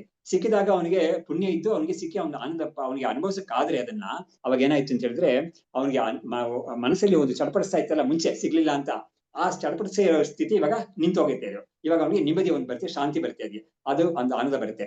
ಎಲ್ಲಿವರೆಗೂ ಆನಂದ ಇರುತ್ತೆ ಅಂತ ಹೇಳಿದ್ರೆ ಅವನಿಗೆ ಮತ್ತೆ ಒಂದು ವಸ್ತುವಲ್ಲಿ ನನಗೆ ಅದು ಬೇಕು ಅಂತ ಚಡಪಡಿಸೋ ಸ್ಥಿತಿ ಸ್ಟಾರ್ಟ್ ಆಗೋ ತನಕ ಮಾತ್ರ ಇರುತ್ತೆ ಈ ಸ್ಥಿತಿ. ಆಮೇಲೆ ಅದು ಸ್ಟಾರ್ಟ್ ಆಗೋದ್ರೆ ಏನಾಗುತ್ತೆ, ದಟ್ ವಿಲ್ ಟೇಕ್ ಓವರ್. ಅದು ಇವನ ಕಷ್ಟಕ್ಕೆ, ಇವನ ಒಂದು ಮನಸ್ಸಿಗೆ ನೆಮ್ಮದಿ ಇಲ್ಲದೆ ಸ್ಥಿತಿಗೆ ಅದು ಹೇತುವಾಗುತ್ತೆ ಇದು. ಹಾಗಾಗಿ ವ್ಯಾಕುಲಾಂತರಂ ಅಂತ ಹೇಳಿದ್ರೆ ಏನು, ಇನ್ನೊಂದು ವಿಷಯದಲ್ಲಿ ಅವನಿಗೆ ಒಂದು ಮನಸ್ಸಿನಲ್ಲಿ ಅದು ಬೇಕು ಅಂತ ಅನಿಸೋವರೆಗೂ ಇದು ಒಂದು ಅವನಿಗೆ ಪುಣ್ಯದಿಂದ ಸಿಕ್ಕಿರುತ್ತೆ ಅದು. ಬಟ್ ಇದು ಕೂಡ ಪುಣ್ಯದ ಫಲ ನಮ್ಗೆ ಪರಿಮಿತಿಯಿಂದ ನೋಡಿದೀವಿ ನಾವು. ಸ್ವರ್ಗದಲ್ಲೇ ಹೋದವ್ರಿಗೆ ಕೂಡ ಪುಣ್ಯದ ಫಲ ಪರಿಮಿತಿ, ಆಮೇಲೆ ಅವ್ರನ್ನ ಕಳಿಸ್ಬಿಡ್ತಾರೆ ಅಂತ ಕೂಡ ಕೇಳಿದೀವಿ.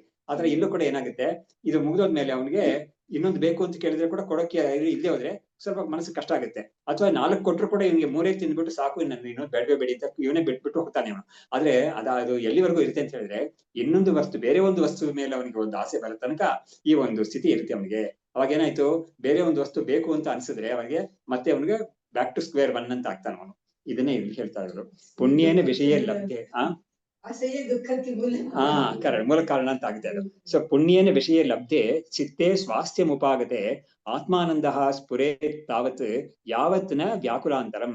ಎಲ್ಲಿವರೆಗೂ ಇನ್ನೊಂದು ವಸ್ತುವಿನ ಮೇಲೆ ಅವನಿಗೆ ಒಂದು ಬೈಕೆ ಬರೋಲ್ವೋ ಅಲ್ಲಿ ತನಕ ಇದು ಇರ್ತಾ ಇರುತ್ತೆ. ಆದ್ರೆ ಏನ್ ಗ್ಯಾರಂಟಿ ಇನ್ನೊಂದು ವಸ್ತು ಮೇಲೆ ಅವನಿಗೆ ಬೈಕೆ ಬರಲ್ಲ ಅಂತ ಏನ್ ಗ್ಯಾರಂಟಿ ಇದೆ? ಗ್ಯಾರಂಟಿ ಇಲ್ವೇ ಇಲ್ಲ.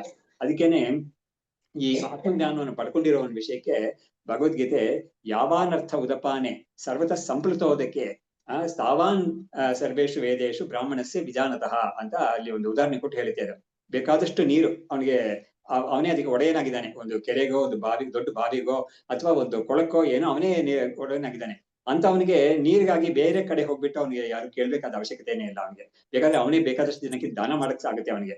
ಅಂತ ಸ್ಥಿತಿ ಇವನಿಗೆ ಆತ್ಮಜ್ಞಾನಿಗೆ ಇರುತ್ತೆ. ಅವನಿಗೆ ಅಂದ್ರೆ ಏನರ್ಥ ಅಂತ ಹೇಳಿದ್ರೆ, ವೇದದ ಮುಖಾಂತರ ಮಾಡಿ ಯಾವ್ಯಾವ ಫಲಗಳನ್ನ ನಾವು ಪಡ್ಕೊಳಕ್ಕಾಗುತ್ತೋ ಆ ಫಲಗಳೆಲ್ಲವೂ ಕೂಡ ಈ ಆತ್ಮಜ್ಞಾನವನ್ನು ಪಡ್ಕೊಂಡಿದ್ದಾನಲ್ಲ ಆ ಜ್ಞಾನದಲ್ಲಿ ಅದು ಅಂತರ್ಗತವಾಗಿದೆ. ಜ್ಞಾನದ ಫಲದಲ್ಲಿ ಅಂತರ್ಗತವಾಗಿದೆ. ಅದಕ್ಕೇನೆ ಗೀತೆಯಲ್ಲೇ ಸರ್ವಂ ಕರ್ಮ ಅಖಿಲಂ ಪಾರ್ಥ ಜ್ಞಾನೇ ಪರಿಸಮಾಪ್ಯತೆ ಅಂತ. ಹಾಗಾಗಿ ಎಲ್ಲ ಕರ್ಮಗಳ ಫಲವೂ ಕೂಡ ಈ ಜ್ಞಾನದಲ್ಲಿ ಪರಿವಸನಾಗಿರುತ್ತೆ. ಅಂದ್ರೆ ಅದರಲ್ಲಿ ಅಂತರ್ಗತವಾಗಿದೆ. ಅದು ಇದನ್ನ ಪಡ್ಕೊಂಡ ಮೇಲೆ ಅವನಿಗೆ ಬೇರೆ ಯಾವ್ದನ್ನು ಪಡ್ಕೊಳ್ಳಿಕ್ಕೆ ಅವಶ್ಯಕತೆ ಇಲ್ಲ. ಎಲ್ಲವೂ ಇಲ್ಲೇ ಸಿಕ್ಬಿಟ್ಟಿದೆ ಅಂತ ಹೇಳಿದ್ರೆ ಈ ಆನಂದದಲ್ಲಿ ಅದೆಲ್ಲವೂ ಕೂಡ ಅಂತರ್ಗತವಾಗಿದೆ ಅಂತ. ಆಮೇಲೆ ಇನ್ನೊಂದು ನಮಗೆ ನಮ್ಮ ತೈತಿರಿ ಉಪನಿಷತ್ತೇ ಹೇಳೋ ಒಂದು ಮಾತು, ಯೋ ವೇದ ನಿಹಿತಂ ಗುಹಾಯಾಮ್ ಪರಮೇ ವ್ಯೋಮನ್ ಸೋಷ್ಣುತೆ ಸರ್ವಾನ್ ಕಾಮಾನ್ ಸಹ ಅಂತ. ಅವನು ಎಲ್ಲಾ ಕಾಮನೆಗಳನ್ನು ಒಂದೇ ಸತಿ ಅವನು ಅನುಭವಿಸ್ತಾನೆ ಅಂತ. ಏನರ್ಥ ಅಂತ ಹೇಳಿದ್ರೆ ಇದಾದ್ಮೇಲೆ ಅಂತ ಅನುಭವಿಸೋದು ಅಂತ ಅಲ್ಲ. ಅದಕ್ಕರ್ಥ ಇದೇನೆ, ಆ ಆನಂದದಲ್ಲಿ ಇವುಗಳೆಲ್ಲ ಕೂಡ ಸಣ್ಣ ಸಣ್ಣ ಆನಂದಗಳೆಲ್ಲ ಅದರಲ್ಲಿ ಅಂತರ್ಗತವಾಗಿದೆ ಅಂತ ಅರ್ಥ ಅಲ್ಲಿ ಕೂಡ. ಹಾಗಾಗಿ ಅಲ್ಲಿ ನಮ್ಗೆ ಎಲ್ಲಾ ಕಡೆನೂ ಅವನಿಗೆ ಇನ್ನೊಂದು ಬೇಕು ಅಂತ ಒಂದು ಅವಶ್ಯಕತೆ ಬಯಕೆ ಬರೋದೇ ಇಲ್ಲ ಅವನಿಗೆ ಅಂತ. ಯಾಕಂದ್ರೆ ಇದೇ ಸಿಕ್ಕಿದ ಮೇಲೆ ಅವನು ಇನ್ನೊಂದಕ್ಕೆ ಅವನು ಆಸೆ ಪಡೋದೇ ಇಲ್ಲ. ಅಂತ ಒಂದು ಸ್ಥಿತಿ ಒಬ್ಬನಿಗೆ ಸಿಕ್ಕಿದ್ರೆ ಅದಕ್ಕಿಂತ ಮಿಗಿಲಾದ ಒಂದು ಸ್ಥಿತಿ ಯಾವುದು ಇಲ್ವೇ ಇಲ್ಲ ಅಂತ ಈ ಉಪನಿಷತ್ ಹೇಳುತ್ತೆ. ಏವಂಚ ವಿಷಯಾನಂದಾಹ ಬ್ರಹ್ಮಾನಂದಸ್ಯ ಬಿಂದವಃ ಸರ್ವಾನಂದ ನಿಧಿಃ ವಿದ್ಯಾಫಲಂ ಇತಿ ಏತದ್ ಈರಿತಂ. ಇವರು ಎಷ್ಟು ಲಾಜಿಕಲ್ ಆಗಿ ಆ ವಿಷಯವನ್ನ ಪ್ರತಿಪಾದನೆ ಮಾಡಿದ್ರು. ಅಂದ್ರೆ ಬ್ರಹ್ಮಾನಂದ ಅನ್ನೋದು ಎಲ್ಲಕ್ಕಿಂತ ಹೈಯೆಸ್ಟ್ ಅಂತ ಪ್ರತಿಪಾದನೆ ಮಾಡಿದ್ರು. ಸರಿ, ಲೋಕದಲ್ಲಿ ಆನಂದ ಬರ್ತಾ ಇದೆಯಲ್ಲ, ಅದಕ್ಕೂ ಕೂಡ ಉಪನಿಷತ್ ಮಾತಿದೆ. ಅವಾಗ ಅದು ಹೇಗೆ ಬರುತ್ತೆ ಅಂತ ಮೆಕ್ಯಾನಿಸಮ್ ತೋರಿಸಿದ್ರು. ಆಮೇಲೆ ಕೊನೆಯಲ್ಲಿ ಮತ್ತೆ ಆ ಬ್ರಹ್ಮಾನಂದಕ್ಕೆ ಸರಿಸಾಟಿಯಾಗಿ ಬೇರೆ ಯಾವುದೂ ಇಲ್ಲ ಅನ್ನೋದನ್ನ ಹೇಳಿ ಆ ಟಾಪಿಕ್ ನ ಅವರು ಮುಗಿಸ್ತಾರೆ. ಏವಂಚ ವಿಷಯಾನಂದಾಹ ಬ್ರಹ್ಮಾನಂದಸ್ಯ ಬಿಂದವಃ. ಹೀಗಾಗಿ ವಿಷಯಗಳಿಂದ ನಾವು ಪಡ್ಕೊಳ್ಳೋ ಈ ಆನಂದ ಅಂತ ಇದೆಯಲ್ಲ, ಅದು ಬ್ರಹ್ಮಾನಂದದ ಬಿಂದುಗಳು. ಅದಕ್ಕೆ ನಮ್ಮ ಶಂಕರ ಭಾರತಿ ಸ್ವಾಮಿಗಳು ಸ್ವಲ್ಪ ವರ್ಷಕ್ಕೆ ಮುಂಚೆ ಆನಂದ ಸಿಂಧು ಅಂತ ಒಂದು ಅಭಿಯಾನ ಮಾಡಿದ್ರು. ಅದು ಅವಾಗ ಅವಾಗ ಹೇಳಿದ್ರು, ಗುರುಗಳೇ ಹೇಳಿದ್ರು, ಬಾಕಿ ಆನಂದಗಳೆಲ್ಲ ನಮ್ಗೆ ಆನಂದ ಬಿಂದುಗಳಾಗಿರುತ್ತೆ ಅದು, ಆದ್ರೆ ಈ ಆತ್ಮಾನಂದ ಅನ್ನೋದು ಆನಂದ ಸಿಂಧುವಾಗಿರುತ್ತೆ ಅಂತ ಹೇಳ್ಬಿಟ್ಟು ಅದಕ್ಕಾಗಿ ಕೆಲವು ಸ್ತೋತ್ರಗಳೆಲ್ಲ ಎಲ್ಲರನ್ನೂ ಕಂಠಸ್ಥ ಮಾಡಿ ಅದನ್ನ ಒಂದು ಅಭಿಯಾನ ಮಾಡಿದ್ರು ಗುರುಗಳು. ಆನಂದ ಸಿಂಧು ಅಂತಾನೆ ಇದಕ್ಕೆ ಹೆಸರಿಟ್ಟಿದ್ರು. ಇವಾಗ ಆನಂದ ಅಭಿವ್ಯಕ್ತಿ ಹೇತು ಕರ್ಮ ಪ್ರಸಿದ್ಧಯೇ ಬ್ರಹ್ಮಕ್ಷತ್ರಾದಿ ವರ್ಣಾನಾಂ ಸೃಷ್ಟಿ ಯತ್ನೇನ ವರ್ಣಿತ. ಈ ಬೃಹದಾರಣ್ಯಕ ಉಪನಿಷತ್ತು ಏನ್ ಮಾಡುತ್ತೆ ಅಂತ ಹೇಳಿದ್ರೆ, ನೋಡಿ, ಉಪನಿಷತ್ತು ಅನ್ನೋದು ನಮಗೆ 4 ವಿಧವಾದ ಪುರುಷಾರ್ಥ ಅಂತ ಇದೆಯಲ್ಲ, ಯಾವುದು ಧರ್ಮ, ಅರ್ಥ, ಕಾಮ, ಮೋಕ್ಷ ಅಂತ. ವೇದ ಅನ್ನೋದು ಪೂರ್ತಿ ಸಮಗ್ರ ವೇದವೂ ಕೂಡ ನಮ್ಗೆ ಈ 4 ಪುರುಷಾರ್ಥಕ್ಕೂ ಅದು ನಮ್ಗೆ ದಾರಿ ಮಾಡಿಕೊಡುತ್ತೆ. ಇವಾಗ ಈ ಬೃಹದಾರಣ್ಯಕ ಏನ್ ಮಾಡುತ್ತೆ ಅಂತ ಹೇಳಿದ್ರೆ, ಈ ಲೋಕದಲ್ಲಿ ಆನಂದವನ್ನ ಪಡ್ಕೊಳ್ಳಕ್ಕೆ, ಅಂದ್ರೆ ಈ ಬ್ರಹ್ಮಾನಂದದ ಒಂದು ಸಣ್ಣ ಸಣ್ಣ ಒಂದು ಅಂಶಗಳಿದೆಯಲ್ಲ, ಅದನ್ನ ಪಡ್ಕೊಳ್ಳಿಕ್ಕೆ ಅದಕ್ಕಾಗಿ ಏನ್ ಮಾಡ್ತಾ ಇದೆ ಉಪನಿಷತ್ತು, ಅದಕ್ಕೆ ದಾರಿ ಮಾಡ್ಕೊಡಕ್ಕಾಗಿ ಬ್ರಾಹ್ಮಣ ಜಾತಿ, ಕ್ಷತ್ರಿಯ ಜಾತಿ ಇವುಗಳೆಲ್ಲ ಸೃಷ್ಟಿ ಮಾಡೋದು ಹೇಗೆ, ಸೃಷ್ಟಿ ಆಗಿರೋ ವಿಷಯವನ್ನ ಹೇಳುತ್ತೆ ಅದು ಉಪನಿಷತ್ತು ಹೇಳುತ್ತೆ. ಅದು ಯಾತಕ್ಕೆ ಹೇಳುತ್ತೆ ಅಂದ್ರೆ, ಆಯಾ ಜಾತಿಲಿರೋರು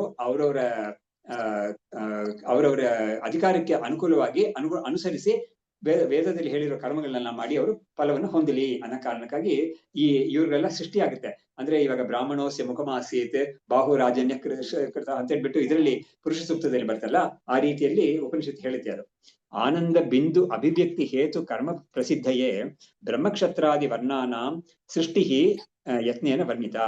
ವರ್ಣಾಶ್ರಮಾಭಿಮಾನಿ ಸನ್ ಅತತ್ವಜ್ಞ ಪರಾಂಗಮತಿ ದೇವಾದೀನಾಂ ಆಶ್ರಯ ಸ್ಯಾತ್ ಸರ್ವೇಷಾಂ ಆಪಿಪೀಲಿಕಂ ಅಂತ. ಇವಾಗ ನೋಡಿ, ಈ ಇಂಥ ಒಂದು ಬ್ರಾಹ್ಮಣ, ಕ್ಷತ್ರಿಯ ಅಂತ ಎಷ್ಟು ವರ್ಗಗಳಿದೆ. ಅದ್ರಲ್ಲಿ ನಾನು ಇಂಥ ಜಾತಿಗೆ ಸೇರಿದವನು ಅಂತ ಯಾರಾದ್ರೂ ಒಬ್ಬ ಅಭಿಮಾನ ಮಾಡ್ಕೊಂಡಿದ್ದಾನಲ್ಲ, ಅವನು ಏನ್ ಮಾಡ್ತಾನೆ ಅಂತ ಹೇಳಿದ್ರೆ, ಈ ಅಭಿಮಾನಕ್ಕೆ ಅನುಕೂಲವಾಗಿ ಅವನು ಅನುಸರಿಸಿ ಅವನು ಕರ್ಮ ಮಾಡ್ತಾನೆ. ಅವನು ಕರ್ಮ ಮಾಡುವಾಗ ಏನಾಗುತ್ತೆ, ಅವನು ಆಟೋಮೆಟಿಕ್ ಆಗಿ ಒಂದು ಕ್ಯಾಟಗರಿ ಬರ್ತಾನೆ ಅಂತ ಹೇಳ್ತಾ ಇದ್ದಾರೆ. ತುಂಬಾ ಸ್ವಾರಸ್ಯವಾಗಿದೆ ಇದು. ಅವ್ನು ಯಾವ ಕ್ಯಾಟಗರಿ ಬರ್ತಾನೆ ಅಂತ ಹೇಳಿದ್ರೆ, ಇವನ್ ಕರ್ಮ ಮಾಡ್ತಾ ಇರೋದೆಲ್ಲ ಯಾರೋ ಒಬ್ಬರನ್ನ ಉದ್ದೇಶಿಸಿ, ಆ ದೇವತೆಗಳನ್ನ ಉದ್ದೇಶಿಸಿ ಮಾಡ್ತಾ ಇದ್ದಾನೆ. ಪ್ರಯೋಜನ ಅನುದ್ದೇಶ್ಯ ಮಂದೋಪಿ ಪ್ರವರ್ತತೆ ಅಂತ ಇರೋದ್ರಿಂದ ಇವನು ಕರ್ಮ ಮಾಡೋದು ಯಾತಕ್ಕೆ ಅಂತ ಹೇಳಿದ್ರೆ, ನನಗೆ ಅದರಿಂದ ಒಂದು ಫಲ ಸಿಗುತ್ತೆ ಅಂತ ಮಾಡ್ತಾನೆ. ಬಟ್ ಹೇಗ್ ಸಿಗುತ್ತೆ ಅಂತ ಹೇಳಿದ್ರೆ, ಇವನು ಯಾವುದೋ ಒಂದು ದೇವತೆಯನ್ನು ಉದ್ದೇಶಿಸಿ ಕರ್ಮ ಮಾಡ್ತಾನೆ. ಅವ್ರಿಗೆ ಪ್ರೀತರಾಗಿ ಅವರು ಇವನ್ಗೆ ಬೇಕಾಗಿರೋ ಫಲವನ್ನು ಕೊಡ್ತಾರೆ. ದೇವಾನ್ ಭಾವಯತಾನೇನ ತೇ ದೇವ ಭಾವಯಂತು ವಹ ಅಂತ ಹೇಳ್ಬಿಟ್ಟು, ನೀನು ದೇವತೆಗಳನ್ನ ಅವ್ರಿಗೆ ಉದ್ದೇಶಿಸಿ ಅವ್ರಿಗೆ ಪ್ರೀತಿ ಆಗೋ ತರ ನೀನು ಯಜ್ಞ ಯಾಗದಿಗಳೆಲ್ಲ ಮಾಡು, ಅವ್ರು ನಿನಗೆ ತೃಪ್ತರಾಗಿ ನಿನಗೆ ಮಳೆ ಬೆಳೆ ಎಲ್ಲ ಕೊಡ್ತಾರೆ ನಿನ್ಗೆ ಅಂತ ಒಂದು ಗೀತೆಯಲ್ಲಿ ಇರೋ ಶ್ಲೋಕ. ಅದು ಅದನ್ನೇ ಅರ್ಥತಃ ಇಲ್ಲಿ ಹೇಳ್ತಾ ಇದ್ದಾರೆ. ವರ್ಣಾಶ್ರಮ ಅಭಿಮಾನಿ ಸನ್ ಅತತ್ವಜ್ಞ ಅಂದ್ರೆ ಏನಾಯ್ತು, ಅವನಿಗೆ ವರ್ಣಾಶ್ರಮದಲ್ಲಿ ಅವನಿಗೆ ಅಭಿಮಾನಿ ಇರೋದ್ರಿಂದ ಅವನು ಏನಾಗಿದ್ದಾನೆ, ಅವನು ತನ್ನ ಸ್ವರೂಪದಲ್ಲಿ ಅವನಿಗೆ ಜ್ಞಾನ ಇಲ್ಲ. ತನ್ನ ಸ್ವರೂಪ ಅದು ಯಾವುದು, ಅದು ಬ್ರಾಹ್ಮಣ ಕ್ಷತ್ರಿಯ ಎಲ್ಲದಕ್ಕೂ ದಾಟಿ ಯಾವುದೇ ವರ್ಣಗಳಿಲ್ಲದೆ ಇರೋ ಆತ್ಮತತ್ವ ಅದು. ಹಾಗಾಗಿ ವರ್ಣ ಜಾತಿ ಇದೆಲ್ಲ ಶರೀರಕ್ಕೆ ಇರೋದು, ಆತ್ಮನಿಗಿಲ್ಲ ಅದೆಲ್ಲ. ಹಾಗಾಗಿ ತನ್ನ ತತ್ವ ಗೊತ್ತಿಲ್ಲ. ಅತತ್ವಜ್ಞ ಪರಾಂಗಮತಿ ಅಂದ್ರೆ ಏನಾಯ್ತು, ಅವನು ಹೊರಮುಖನಾಗಿದ್ದಾನ. ಅವನು ಪರಾಂಚಿಕಾನಿ ವಿತರಣ ಸ್ವಯಂಭೂಹ ಅಂತ ಹೇಳಿದ್ರಲ್ಲ, ಇವನು ಪರಾಮುಖನಾಗಿದ್ದಾನೆ. ಅವನಿಗೆ ನಾನು ಬ್ರಾಹ್ಮಣ, ನಾನು ಕ್ಷತ್ರಿಯ ಅಂತ ಒಂದು ಅಭಿಮಾನ ಇದೆ. ಅದಿಟ್ಕೊಂಡು ನಾನು ಏನ್ ಮಾಡ್ಲಿ, ನಾನು ಯಾವ್ದನ್ನ ನಾನು ಹೊಂದಲಿ ಅಂತ ಹೇಳ್ಬಿಟ್ಟು ಅವ್ನು ನೋಡ್ತಾ ಇರ್ತಾನೆ. ಅದರಿಂದ ಏನಾಯ್ತು, ಅವನು ಪರಾಮುಖನಾಗಿದ್ದಾನೆ. ಆಮೇಲೆ ದೇವಾದೀನಾಂ ಆಶ್ರಯ ಸ್ಯಾತ್, ಅದರಿಂದ ಅವ್ನಿಗೆ ಏನಾಗುತ್ತೆ, ದೇವಾದಿಗಳನ್ನ ಆದಿಪದಿಂದ ಇನ್ನೂ ಎಷ್ಟೋ ವರ್ಗಗಳಿದೆ, ಅವ್ರನ್ನೆಲ್ಲ ಆಶ್ರಯಿಸ್ಕೊಂಡು ಅವ್ನು ಏನ್ ಮಾಡ್ತಾನೆ, ಅವ್ರಿಗಾಗಿ ಇವನು ಕರ್ಮ ಮಾಡ್ತಾ ಇರ್ತಾನೆ ಅಂತ ಹೇಳ್ತಾ ಇದ್ದಾರೆ. ಆಶ್ರಯ ಸ್ಯಾತ್ ಸರ್ವೇಶಾಂ ಆ ಪಿಪೀಲಿಕಂ. ಹಾಗಾಗಿ ಆ ಪಿಪೀಲಿಕಂ ಅಂದ್ರೆ ಇರುವೆ ತನಕ ಇದರಲ್ಲಿ ಸೃಷ್ಟಿಯಲ್ಲಿ ಏನೇನೋ ಇದೆಯೋ ಅಲ್ಲಿ ತನಕ. ಅದಕ್ಕೇನೆ ನಮ್ಮ ಶಾಸ್ತ್ರದಲ್ಲಿ ಇವರೇ ಹೇಳ್ತಾರೆ, ಅದನ್ನೆಲ್ಲ ಶ್ಲೋಕದಲ್ಲಿ ಹೇಳ್ತಾರೆ. ಒಬ್ಬ ಗೃಹಸ್ಥನಾಗಿರೋನು ಅವ್ನು ಏನೇನ್ ಮಾಡ್ಬೇಕು, ಬೆಳಿಗ್ಗೆಯಿಂದ ಸಂಜೆ ತನಕ ಅವನಿಗೆ ಬೇಕಾದಷ್ಟು ಮಾಡೋದಿರುತ್ತೆ. ಎಲ್ಲರಿಗೂ ಒದಗಿಸಿ ಮೇಲೆ ಅವನು ಒಂದು ತುತ್ತು ಹಾಕೊಳಕ್ಕೆ ಅಂತ ಹೇಳಿದ್ರೆ ನೋಡಿದಾಗ 3-4 ಗಂಟೆ ಆಗೋಗ್ಬಿಟ್ಟಿರುತ್ತೆ. ಇದು ಒಬ್ಬ ಶಿಷ್ಟನಾಗಿರೋ ಒಂದು ಬ್ರಾಹ್ಮಣನ ಒಂದು ಜೀವನ, ಒಂದು ದೈನಂದಿನ ದಿನಚರ್ಯ ಒಂದು ಹೇಗಿರುತ್ತೆ ಅಂತ ಬೇರೆ ಕಡೆ ಎಲ್ಲ ಹೇಳಿದ್ದಾರೆ. ಇದನ್ನ ಇವರು ಒಂದು ರೀತಿಯಲ್ಲಿ ಹೇಳ್ತಾ ಇದ್ದಾರೆ, ತುಂಬಾ ಚೆನ್ನಾಗಿ ವರ್ಣನೆ ಮಾಡ್ತಾರೆ ಇವರು ವಿದ್ಯಾರ್ಥಿನಿಯರು. ದೇವಾನಾಂ ಯಾಗ ಹೋಮಾಭ್ಯಾಂ, ಋಷೀಣಾಂ ವೇದ ಪಾಠತಃ, ಪಿತೃಣಾಂ ಶ್ರಾದ್ದತಃ, ನೃಣಾಂ ವಸ್ತ್ರ ಅನ್ನ ಗೃಹ ದಾನತಃ, ಪಶೂನಾಂ ತೃಣ ನೀರಾಭ್ಯಾಂ, ಉಚ್ಚಿಷ್ಟ ಕಣ ಧಾನ್ಯತಃ, ಶ್ವ ಆಖು ಟಿಟ್ಟಿಭ ಮುಖ್ಯಾನಾಂ, ಏವಂ ಸರ್ವಾಶ್ರಯೋ ಗೃಹಿ. ಗೃಹಿ ಅಂದ್ರೆ ಗೃಹಸ್ಥನಾಗಿರೋನು ಎಲ್ಲರಿಗೂ ಆಶ್ರಯಾಗಿದ್ದಾನೆ. ಇವನು ಎಲ್ಲದಕ್ಕೂ ಆಶ್ರಯಾಗಿದ್ದಾನೆ. ಅದು it might be a good thing, no doubt. ಅವನಿಗೆ ಅದರಿಂದ ಇದನ್ನ ಅವನು ಚೆನ್ನಾಗಿ ಚಾಚು ಮಾಡ್ತಾ ಇದ್ರೆ ಅವನಿಗೆ ಉತ್ತಮವಾದ ಪುಣ್ಯ ಅಂತ ಹೇಳಿದ್ದಾರೆ. ತುಂಬಾ ಪುಣ್ಯಕ್ಕೆ ದಾರಿ ಇದು. ಹಾಗಾಗಿ ಆದ್ರೆ ಇದು ಏನ್ ಮಾಡುತ್ತೆ ಅಂದ್ರೆ ಬಂಧಕದಲ್ಲಿ ಇರ್ತಾನೆ ಅವನು ಅನ್ನೋದನ್ನ ಇವರು ಎತ್ತಿ ತೋರಿಸ್ತಾ ಇದ್ದಾರೆ. ಇವಾಗ ದೇವತೆಗಳಿಗೆ ಅವನು ಯಾಗ ಹೋಮ ಇವುಗಳೆಲ್ಲ ಮಾಡಿ ದೇವತೆಗಳನ್ನ ಪ್ರೀತಿ ಮಾಡ್ತಾನೆ, ಅವ್ರಿಗೆ ಆಶ್ರಯವಾಗಿದ್ದಾನೆ ಅವನು. ಹಾಗಾಗಿ ಒಬ್ಬ ಗೃಹಸ್ಥ ಅಂತ ಒಬ್ಬ ಇದ್ರೆ ಹಿ ಈಸ್ ಅನ್ ಇನ್ಸ್ಟಿಟ್ಯೂಷನ್. ಅವನು ಹೋಲ್ ಸೊಸೈಟಿಗೂನು ಅವನು ಆಶ್ರಯವಾಗಿದ್ದಾನೆ. ಬ್ರಹ್ಮಚಾರಿ ಆಗಿರ್ಲಿ ಅಥವಾ ಇವರು ಸನ್ಯಾಸಿಗಳಾಗಿರ್ಲಿ, ಅವ್ರುಗಳೆಲ್ಲ ಇವನೇ ಆಶ್ರಯ. ಅವ್ರಿಗೆ ಭಿಕ್ಷೆ ಕೊಡೋದು, ಸನ್ಯಾಸಿಗಳಿಗೆ ಭಿಕ್ಷೆ ಕೊಡೋದು, ಬ್ರಹ್ಮಚಾರಿಗಳಿಗೆ ಅವ್ರಿಗೆ ಏನ್ ಬೇಕೋ ಅದೆಲ್ಲ ಒದಗಿಸೋದು ಎಲ್ಲ ಇವನು ಒಂದು ಕೆಲಸ. ಹಾಗಾಗಿ ದೇವಾನಾಂ ಯಾಗ ಹೋಮಾಭ್ಯಾಂ ಋಷೀಣಾಂ ವೇದ ಪಾಠತಃ. ಇವನಿಗೆ ಹುಟ್ಟುವಾಗ್ಲೇನೆ ನಿಮಗೆ 3 ಋಣ ಅಂತ ಹೇಳಿದಾರಲ್ಲ, ದೇವರನ್ನ, ಋಷಿ ಋಣ, ಪಿತೃ ಋಣ ಅಂತ. ಹಾಗಾಗಿ ದೇವರ ಋಣವನ್ನ ಹೇಗ್ ತೀರಿಸ್ತಾನೆ ಅಂತ ಹೇಳಿದ್ರೆ, ಅವ್ರಿಗೆ ಮಾಡ್ಬೇಕಾದ ಹೋಮಿಯ ಅದೆಲ್ಲ ಆಯಾ ಸಮಯಕ್ಕೆ ವರ್ಷದಲ್ಲಿ ಬೇಕಾದಷ್ಟು ಬರುತ್ತಲ್ಲ, ಅದೆಲ್ಲ ಮಾಡ್ತಾ ಇರೋದ್ರಿಂದ ಅವ್ರಿಗೆ ಪ್ರೀತಿ ಮಾಡ್ತಾನೆ. ಹಾಗಾಗಿ ಅವನು ತನ್ನ ಋಣವನ್ನ ತೀರಿಸ್ಕೊಳ್ತಾನೆ. ಋಷಿಗಳಿಗೆ ಋಣವನ್ನ ಹೇಗ್ ತೀರಿಸೋದು ಅಂತ ಹೇಳಿದ್ರೆ, ಇವನು ಯಾವ ಒಂದು ವೇದವನ್ನ ಕಲ್ತಿರ್ತಾನೋ ಅದನ್ನ ಕಲಿತು ಬಾಕಿಯವರಿಗೆ ಅದನ್ನ ಹೇಳ್ಕೊಡ್ಬೇಕು. ಅದ್ರ ಇವನಿಗೆ ಒಂದು ಹೊಣೆ. ಅಂದ್ರೆ ಯಜನಂ, ಯಾಜನಂ, ಅಧ್ಯಾಪನಂ, ಅಧ್ಯಯನಂ, ಹೀಗೆ ಹೀಗೆ ಅವನಿಗೆ ಷಟ್ಕರ್ಮಾಣಿ ಅಂತ ಹೇಳಿದ್ದಾರೆ. ಹಾಗಾಗಿ ಇವನಿಗೆ ಅದೆಲ್ಲ ಇರೋದ್ರಿಂದ ಇವನು ಋಷಿ ಋಣವನ್ನ ವೇದ ಪಾಠ ಇವನು ಕಲಿತು ಅದನ್ನ ಬಾಕಿಯವರಿಗೆ ಹೇಳ್ಕೊಡೋದು ಅನ್ನೋದ್ರಿಂದ ಅದೆಲ್ಲ ಮಾಡೋದ್ರಿಂದ ಋಷಿ ಋಣ ತೀರಿಸ್ಕೊಳ್ತಾನೆ. ಪಿತೃ ಋಣಗಳನ್ನ ಶ್ರಾದ್ದಾದಿಗಳು ಮಾಡ್ತಾನೆ ಅವನು. ಜೊತೆಗೆ ಅವನು ಪುತ್ರೋತ್ಪತ್ತಿ ಮಾಡ್ಕೋಬೇಕು, ಅದರಿಂದ ಪಿತೃನ ಹೋಗುತ್ತೆ ಅಂತ ಹೇಳ್ತಾರೆ. ಇವರು ಶ್ರಾದ್ದಾದಿಗಳು ಅಂತ ಹೇಳಿದ್ರು. ಹಾಗಾಗಿ ಶ್ರಾದ್ದಾದಿಗಳೆಲ್ಲ ಮಾಡಿ ಪಿತೃಗಳಿಗೆ ಇವನು ಆಶ್ರಯವಾಗಿದ್ದಾನೆ. ಮನುಷ್ಯರಿಗೆ ವಸ್ತ್ರ, ಅನ್ನ, ಗೃಹ ದಾನತಃ. ಮನುಷ್ಯರಿಗೆ ಇವನು ಕೊಡ್ಬೇಕು. ಅವ್ರಿಗೆ ಸುತ್ತಮುತ್ತ ಇರೋ ಮನುಷ್ಯರಿಗೆ, ಅವ್ರಿಗೆ ಇಲ್ದೇ ಇರೋರಿಗೆ ಕೊಡ್ಬೇಕು. ಇವನು ಏನೇನ್ ಕೊಡ್ಬೇಕು ಅಂತ ಹೇಳಿದ್ರೆ, ವಸ್ತ್ರ ದಾನ ಮಾಡ್ಬೇಕು, ವಸ್ತ್ರ ಇಲ್ದೇ ಇರೋರಿಗೆ. ಆಮೇಲೆ ಅನ್ನದಾನ ಮಾಡ್ಬೇಕು, ಅನ್ನ ಇಲ್ದೇ ಇರೋರಿಗೆ. ಮನೆ ಇಲ್ದೇ ಇರೋರಿಗೆ ಮನೆ ಕೊಡ್ಬೇಕು ಅಂತ. ಇಂಥ ಕೆಲ್ಸಗಳನ್ನೆಲ್ಲ ಸಾಮಾನ್ಯವಾಗಿ ಮನುಷ್ಯರು ಮಾಡ್ತಾ ಇರ್ತಾರೆ. ಆದ್ರೆ ಇವಾಗ ಮಠ ಮಾನ್ಯಗಳು ಮಾಡ್ತಾ ಇರ್ತೀವಿ ಅದನ್ನ. ನನಗೆ ನೆನಪಿದೆ, ಶೃಂಗೇರಿನಲ್ಲಿ ಒಬ್ರು ರಾಮಚಂದ್ರ ದೀಕ್ಷಿತರು ಅಂತ ಆನೆಗೊಂದಿ ಅಂತ ಒಂದಿದೆ. ಶೃಂಗೇರಿಯಿಂದ ಒಳಗೆ ಹೋಗಿ ಸ್ವಲ್ಪ ಮುಂಚೆನೆ ಅವ್ರಿಗೆ ಒಂದ್ಸತಿ ಅವರ ಒಂದು ಮನೆಗೆ ಅವ್ರು ಅಗ್ನಿಹೋತ್ರಿಗಳಾಗಿದ್ರು. ಅವ್ರ ಮನೆಗೆ ಒಂದ್ಸತಿ ಅಭಿನವ ವಿದ್ಯಾರ್ಥಿಗಳು ಹೋದಾಗ ತುಂಬಾ ಅಧ್ವಾನವಾಗಿತ್ತು ಅವ್ರ ಮನೆ. ಅಂದ್ರೆ ಏನು ಮನೆ ಅಂತಾನೆ ಹೇಳಕ್ಕಾಗಲ್ಲ ಆಗಿತ್ತದು. ಆಮೇಲೆ ಅವರು ಗುರುಗಳು ಮಠದ ಇದರಿಂದ ಅವ್ರಿಗೆ ಒಂದು ಮನೆ ಕಟ್ಸ್ಕೊಡಕ್ಕೆ ಹೇಳಿದ್ರು. ಅವ್ರಿಗೆ ಆತರ ಮಾಡಿದ್ದಾರೆ. ಯಾಕಂದ್ರೆ ಅವರು ಒಳ್ಳೆ ಕರ್ಮ ಮಾಡ್ತಾ ಇದ್ದಾರೆ, ಆದ್ರೆ ಅವ್ರಿಗೆ ವಾಸ ಮಾಡಕ್ಕೆ ಮನೆ ಇದಾಗಿಲ್ಲ. ಈ ತರ ಬೇಕಾದಷ್ಟು ಮಾಡ್ತಾ ಇರ್ತಾರೆ. ಹೀಗಾಗಿ ಒಬ್ಬ ಮನುಷ್ಯನಾಗಿರೋನು, ಗೃಹಸ್ಥನಾಗಿರೋನು ಆತರ ಯಾರ್ಯಾರಿಗೆ ಏನೇನು ಬೇಕಾಗಿದೆಯೋ ಅದೆಲ್ಲ ಒದಗಿಸ್ಬೇಕು ಅವನಿಗೆ ಅಂತ ಅವ್ರಿಗೆ ಒಂದು ಹೊಣೆ ಇದೆ ಅವನ ಮೇಲೆ. ಸೊ ನೃಣಾಂ ವಸ್ತ್ರ, ಅನ್ನ, ಗೃಹ ದಾನತಃ. ಆಮೇಲೆ ಪಶೂನಾಂ ತೃಣನಿರಾಭ್ಯಾಂ. ಪಶು ಅಂದ್ರೆ ಪ್ರಾಣಿಗಳು. ಅದಕ್ಕೆ ನೋಡಿ ಇಲ್ಲಿ ಇದಕ್ಕೆ ಅದ್ರಲ್ಲಿ 2-3 ಕ್ಯಾಟಗರಿ ಮಾಡ್ತಾರೆ ಇವರು. ಅನಿಮಲ್ ಲೈಫ್ ಅಂತ ಒಂದಿದೆ. ಅದ್ರಲ್ಲಿ ಅದು ತುಂಬಾ ವ್ಯಾಪಕವಾದ, ಅದ್ರಲ್ಲಿ ಬೇಕಾದಷ್ಟು ಟೈಪ್ಸ್ ಇರುತ್ತೆ, ಕ್ಯಾಟಗರೀಸ್ ಇರುತ್ತೆ. ಹಸು, ಎಮ್ಮೆ ಅದೆಲ್ಲ ಇರ್ತಲ್ಲ ಮನೆಯಲ್ಲಿ, ಅದಕ್ಕೆ ನೀರು, ಹುಲ್ಲು ಇದೆಲ್ಲ ಕೊಡೋದು. ಹಿಂಡಿ, ಬೂಸ ಅಂತೆಲ್ಲ ಹೇಳ್ತಾರಲ್ಲ, ಅದೆಲ್ಲ ಅದಕ್ಕೆ ಒದಗಿಸೋದು, ಅದು ಅವ್ನ ಕೆಲಸವಾಗಿದೆ. ಅವ್ನ ಮನೇಲಿ ಇಟ್ಕೊಂಡಿರ್ತಾನೆ, ಇದೆಲ್ಲ ಕೂಡ ಸಾಕ್ತಾ ಇರ್ತಾನೆ. ಆಮೇಲೆ ಇನ್ನೊಂದು ತಮಾಷೆಯಾಗಿದೆ, ಸ್ವಲ್ಪ ವಿನೋದವಾಗಿದೆ. ಉಚ್ಚಿಷ್ಟ ಕಣಧಾನ್ಯತಃ ಶ್ವ ಆಕು ಟಿಟ್ಟಿಬ ಮುಖಾನ. ಇವನು ತಿಂದಿದ್ದು ಆಮೇಲೆ ಸ್ವಲ್ಪ ಬಾಕಿ ಇರ್ತಲ್ಲ, ಅದು ಕೆಳಗಡೆ ಹಾಕಿರ್ತಾರೆ, ಅಥವಾ ಎಂಜಲು ಅಂತೆಲ್ಲ ಹಾಕಿರ್ತಾರಲ್ಲ, ಅದೆಲ್ಲ ತೆಗೆದು ನಾವು ಬೇರೆ ಕಡೆ ಹಾಕ್ತಿವಲ್ಲ, ಅದು ಯಾರಿಗ್ ಹೋಗುತ್ತೆ ಅಂತ ಹೇಳಿದ್ರೆ ಇಲಿ ತಿನ್ನುತ್ತೆ. ಇಲಿ ತಿನ್ನುತ್ತೆ ಅದನ್ನ. ಆಮೇಲೆ ಗುಬ್ಬಚ್ಚಿ ಬಂದು ತಿನ್ನುತ್ತೆ ಕೆಲವುದಕ್ಕೆಲ್ಲ, ಇವನೇ ಹಾಕ್ತಾನೆ, ಕೆಲವುದಕ್ಕೆಲ್ಲ ಗುಬ್ಬಚ್ಚಿಗೆಲ್ಲ ಹಾಕ್ತಾನೆ. ಆಮೇಲೆ ಆಕು ಅನ್ನೋದೇ ಇಲಿ, ನಾಯಿ, ಇಲಿ ಇದಕ್ಕೆಲ್ಲ ಕೂಡ ಅವನು ಈ ರೀತಿಯಲ್ಲಿ ಅವನು ಒದಗಿಸ್ತಾನೆ. ಟಿಟ್ಟಿಬ ಅಂದ್ರೆ ಗುಬ್ಬಚ್ಚಿ ಅಂತ, ಟಿಟ್ಟಿಬ ಅಂದ್ರೆ ಗುಬ್ಬಚ್ಚಿ. ಈ ಮುಖ್ಯ ಅಂದ್ರೆ ಆತರ ಬೇಕಾದಷ್ಟು ಇವಾಗ ಗಿಣಿ ಇಟ್ಕೊಂಡಿದ್ದಾನೆ ಅಂತ ಹೇಳಿದ್ರೆ ಅದಕ್ಕೆ ಕೊಡೋದು ಅಂತ. ಹೀಗೆ ಬೇಕಾದಷ್ಟು ಅವನು ಪ್ರಾಣಿ ಪಕ್ಷಿಗಳಿಗೂ ಕೊಡ್ಬೇಕು, ಆಮೇಲೆ ಮನುಷ್ಯರಿಗೂ ಕೊಡ್ಬೇಕು, ದೇವತೆಗಳಿಗೂ ಕೊಡ್ಬೇಕು. ಏನೇನ್ ಕ್ಯಾಟಗರಿ ಇದೆಯೋ ಎಲ್ಲರಿಗೂ ಕೊಡ್ಬೇಕು. ಋಷಿಗಳಿಗೆ, ಸನ್ಯಾಸಿಗಳಿಗೆ, ಬ್ರಹ್ಮಚಾರಿಗಳಿಗೆ ಎಲ್ಲರಿಗೂ ಕೊಡ್ಬೇಕು ಅವನು ಅಂತ. ಹಾಗಾಗಿ ಇವನು ಎಲ್ಲರಿಗೂ ಒದಗಿಸ್ಬಿಟ್ಟು ಇವನು ಏನಾದ್ರು ತಿನ್ಬೇಕು ಅಂತ ಕೂರ್ಬೇಕಾದ್ರೆ 3:30 ಗಂಟೆ 4 ಗಂಟೆ ಆಗುತ್ತೆ ಅವನಿಗೆ ಸಂಜೆ. ಈ ತರ ಒಂದು ಲೈಫ್ ಅವನದು ಅಂತ ತೋರಿಸ್ತಾರೆ. ಅದನ್ನ ಇವರು ಸಂಕ್ಷೇಪವಾಗಿ 2 ಶ್ಲೋಕದಲ್ಲಿ ಹೇಳಿದ್ದಾರೆ. ಆಮೇಲೆ ಕರ್ಮಣ ನಾರ್ಜಿತೋ ಯಸ್ಮಾತ್ ನ ಕಶ್ಚಿತ್ ಉಪಕಾರ ಕೃತೆ ಗೃಹಿ ವೇದಾದಿಭಿಹಿ ದೇವಾದಿಭಿಹಿ ತಸ್ಮಾತ್ ಅರ್ಜಿತೋ ಭೂತ್ ಸ್ವಕರ್ಮಭಿಹಿ.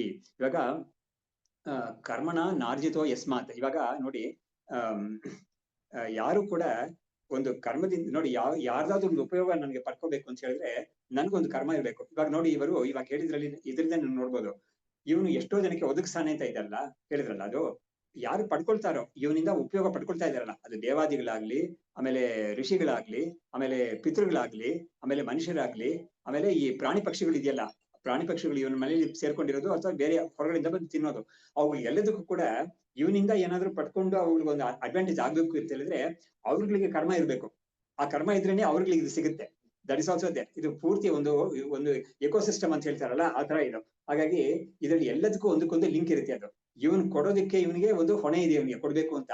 ಅವುಗಳಿಗೆ ಇವನಿಂದ ಪಡ್ಕೊಳ್ಳೋಕೆ ಒಂದು ಕರ್ಮ ಇದ್ರೇನೆ ಅವುಗಳಿಗೆ ಅದು ಸಿಗುತ್ತೆ, ಇಲ್ಲದವ್ರಿಗೆ ಸಿಗೋದಿಲ್ಲ. ಅದಕ್ಕೆ ಅದಕ್ಕೆ ಒಂದು ಹೇಳ್ತಾರೆ, ನನಗೆ ಒಬ್ರು ಪುರೋಹಿತರು ಹೇಳಿದ್ರು ಒಂದ್ಸತಿ, ಶ್ರಾದ್ದ ಅಂತ ಫಂಕ್ಷನ್ಸ್ ಎಲ್ಲ ಇರ್ತಲ್ಲ, ಅದ್ರಲ್ಲಿ ನಾವು ಅನ್ನ ಬಡಿಸ್ತಾರೆ, ಎಲ್ಲ ಊಟ ಮಾಡ್ತಾರೆ.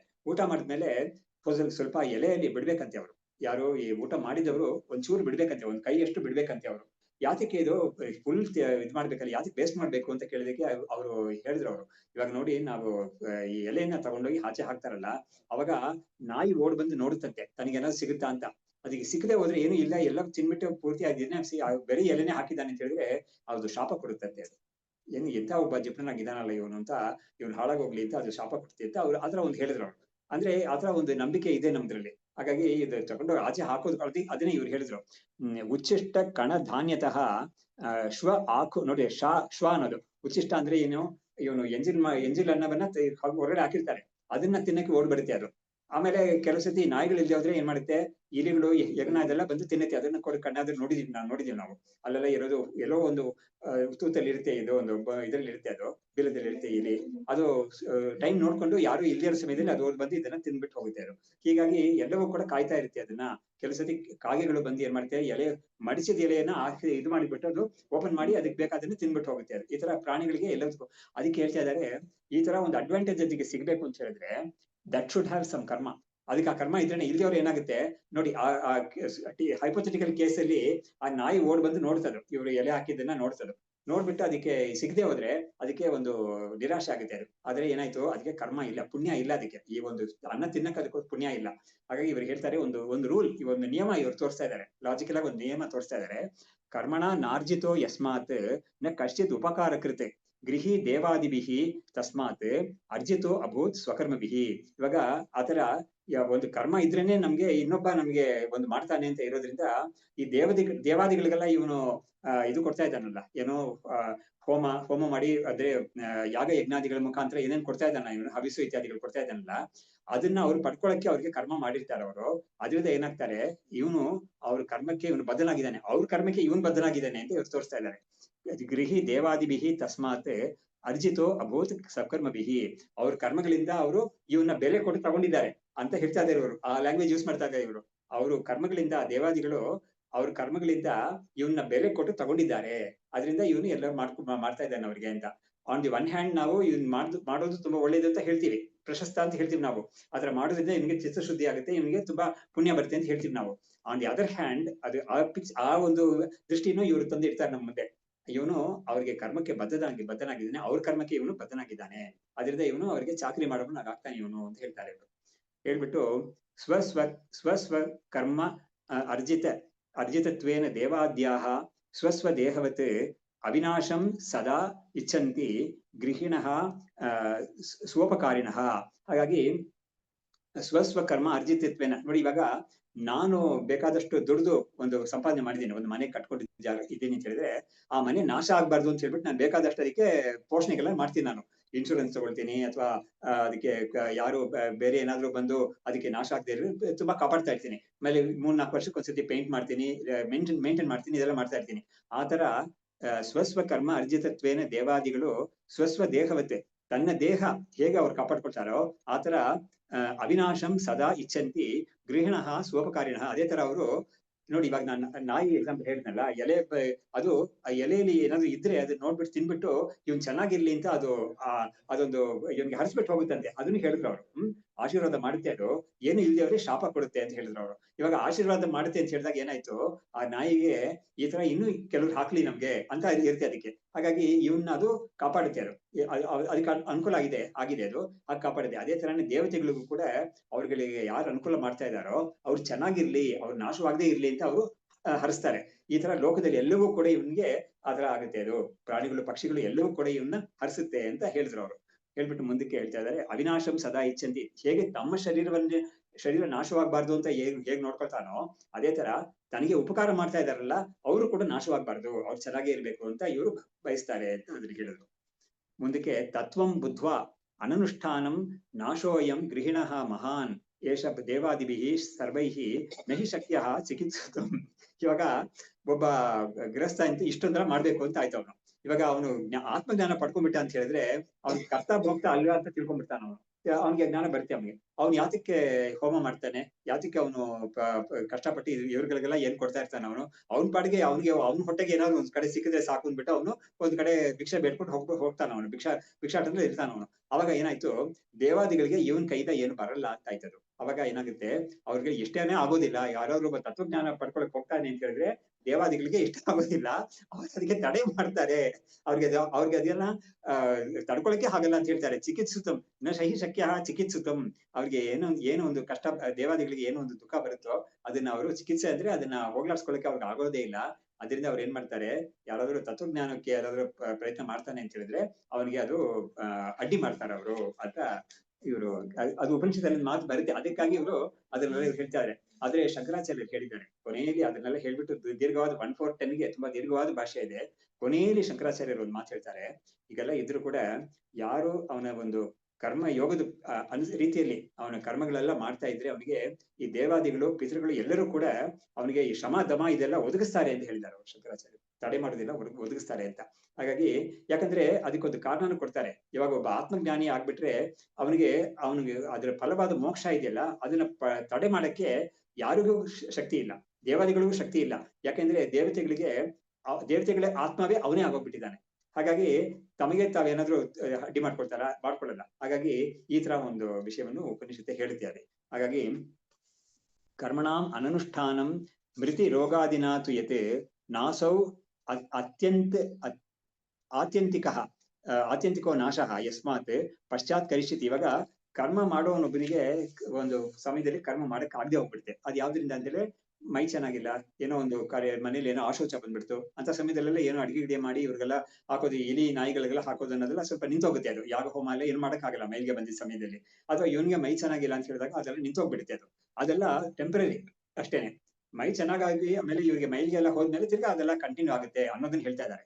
ಕರ್ಮಣಾಂ ಅನನುಷ್ಠಾನಂ ಮೃತಿ ರೋಗಾದಿನಾತು ಯತ್ ನಾಸೌ ಆತ್ಯಂತಿಕೋ ನಾಶಃ. ಇದು ಬಂದ್ಬಿಟ್ಟು ಅಲ್ಟಿಮೇಟ್ ಅಬ್ಸಲ್ಯೂಟ್ ನಾಶ ಅಲ್ಲ. ಇದು ಒಂದು ಸಿಂಪ್ಲಿ ರಿಲೇಟಿವ್ ನಾಶ ಅಷ್ಟೇನೆ. ಆದ್ರೆ ಆತ್ಮಜ್ಞಾನ ಪಡ್ಕೊಂಡು ಅವನಿಗೆ ಬಂದ್ಬಿಟ್ರೆ ಅವನಿಗೆ ಕರ್ಮಗಳಿಗೆಲ್ಲ ಆತ್ಯಂತಿಕ ನಾಶ ಬಂದ್ಬಿಡ್ತದಾಗ ಅವ್ರು ಮತ್ತೆ ಇನ್ಮೇಲೆ ಕರ್ಮ ಮಾಡೋದೇ ಇಲ್ಲ ಅಂತ ಆಗೋಗುತ್ತೆ ಅದು. ಹಾಗಾಗಿ ಯಸ್ಮಾತ್ ಪಶ್ಚಾತ್ ಕರಿಷ್ಯತಿ ಮಾ ಭೂತ್ ಸರ್ವಸ್ವಹಾನಿ ನೋ ಬ್ರಹ್ಮ ಯಾಥಾತ್ಮ್ಯ ವಿದ್ಯೆಯ ಇತಿ ದೇವಾದಯೋ ವಿದ್ಯಾಂ ಪ್ರತಿಬದ್ಧಂತಿ ಯತ್ನತಃ. ಹಾಗಾಗಿ ಇವನು ಸ್ವಲ್ಪ ದಿವಸ ಇವನಿಗೆ ಸ್ವಲ್ಪ ಮೈಸೂರಿಗಿಲ್ಲ, ಅದರಿಂದ ಇವನು ಕರ್ಮಗಳು ಮಾಡ್ತಾ ಇಲ್ಲ ಅಂತ ಹೇಳಿದ್ರೆ ಅದಕ್ಕೆ ಅವ್ರಿಗೇನು ಅಷ್ಟೊಂದು ಚಿಂತೆ ಇಲ್ಲ. ಆದ್ರೆ ಇವನು ಅಲ್ಟಿಮೇಟ್ಲಿ ಟೋಟಲ್ ಆಗಿ ಇವ್ನು ನಿಲ್ಲಿಸ್ಬಿಡ್ತಾನೆ ಅಂತ ಬಂದಾಗ ಅವ್ರಿಗೆ ಅದು ತಡ್ಕೊಳಕ್ ಆಗಲ್ಲ. ಅವಾಗ ಅವರು ಪ್ರಯತ್ನ ಮಾಡಿ ಇವನಿಗೆ ಅದಕ್ಕೆ ಅಡ್ಡಿ ಮಾಡ್ತಾರೆ ಅವರು ಅಂತ. ಅದರಿಂದನೇ ನಮ್ಗೆ ಶನ್ನೋ ಮಿತ್ರ ಶಂ ವರುಣಃ ಶನ್ನೋ ಭವತ್ವರ್ಯಮ ಅಂತ ನಾವು ಏನೇನು ಪ್ರಾರ್ಥನೆ ಮಾಡ್ಕೊಳ್ತೀವ ಶಾಂತಿ ಮಂತ್ರದಲ್ಲಿ, ಇಂಥ ಒಂದು ಅಡಚಣೆಗಳೆಲ್ಲ ಅವರು ಮಾಡದೇ ಇರ್ಲಿ. ನನಗೆ ಈ ಬ್ರಹ್ಮವಿದ್ಯೆಗೆ ನಾನು ಕೂತಿದ್ದೀನಲ್ಲ ಇವಾಗ ಗುರುಗಳ ಮುಂದೆ, ಇದು ನಮ್ಗೆ ಚೆನ್ನಾಗಿ ನಡೀಲಿ, ಇದು ಅದಕ್ಕೆ ಅವ್ರ ಪ್ರಸಾದ ಮಾಡ್ಲಿ, ನಮ್ಗೆ ಅವರು ಅನುಕೂಲ ಮಾಡ್ಲಿ, ಅವ್ರು ನಮ್ಗೆ ತಡೆ ಮಾಡದೇ ಇರ್ಲಿ ಅಂತ ಕಾರಣಕ್ಕಾಗಿ ನಾವು ಈ ಶಾಂತಿ ಮಂತ್ರ ನಾವು ಹೇಳ್ಬಿಟ್ಟು ನಾವು ಹೇಳ್ತೀವಿ, ಮಾಡ್ತೀವಿ ಪಾಠ. ಅಕಸ್ಮಾತ್ ಇದು ಸಂಪ್ರದಾಯಗಳಿರೋದು. ನಾವು ಇಂಥ ಪಾಠಗಳೆಲ್ಲ ಇವಾಗ ಮಾಡ್ತೀವಲ್ಲ, ಈ ಸಮಯದಲ್ಲಿ ನಾವ್ ಏನ್ ಮಾಡ್ತೀವಿ, ಗುರು ಧ್ಯಾನ ದೇವರ ಧ್ಯಾನ ಎಲ್ಲ ಮಾಡ್ಕೊಂಡು ಮಾಡ್ತೀವಿ ನಾವು. ಅದರಿಂದ ನಮ್ಗೆ ಅಡ್ಡಿ ಬರದೇ ಇರ್ಲಿ ಅಂತ ನಾವು ಆ ಪ್ರಾರ್ಥನೆಯಿಂದ ಸೇರಿರ್ತೀವಿ. ಆ ಪ್ರಾರ್ಥನೆ ಅದರಲ್ಲಿ ಸೇರಿರ್ತೀವಿ. ಇನ್ಬಿಲ್ಟ್ ಪ್ರಾರ್ಥನೆ ಅಂತ ಹೇಳ್ಬೋದು. ಇವಾಗ ಮುಂದಕ್ಕೆ ಇದಾದ್ಮೇಲೆ ಡಿಸೈರ್ ಅಂತ ಒಂದಿದೆಯಲ್ಲ, ಕಾಮ ಅಂತ, ಡಿಸೈರ್ ಅಂತ ಇದೆಯಲ್ಲ, ಬಯಕೆ ಅಂತ, ಅದ್ರ ಬಗ್ಗೆ ಒಂದು ವಿಚಾರ ಮಾಡ್ತಾರೆ.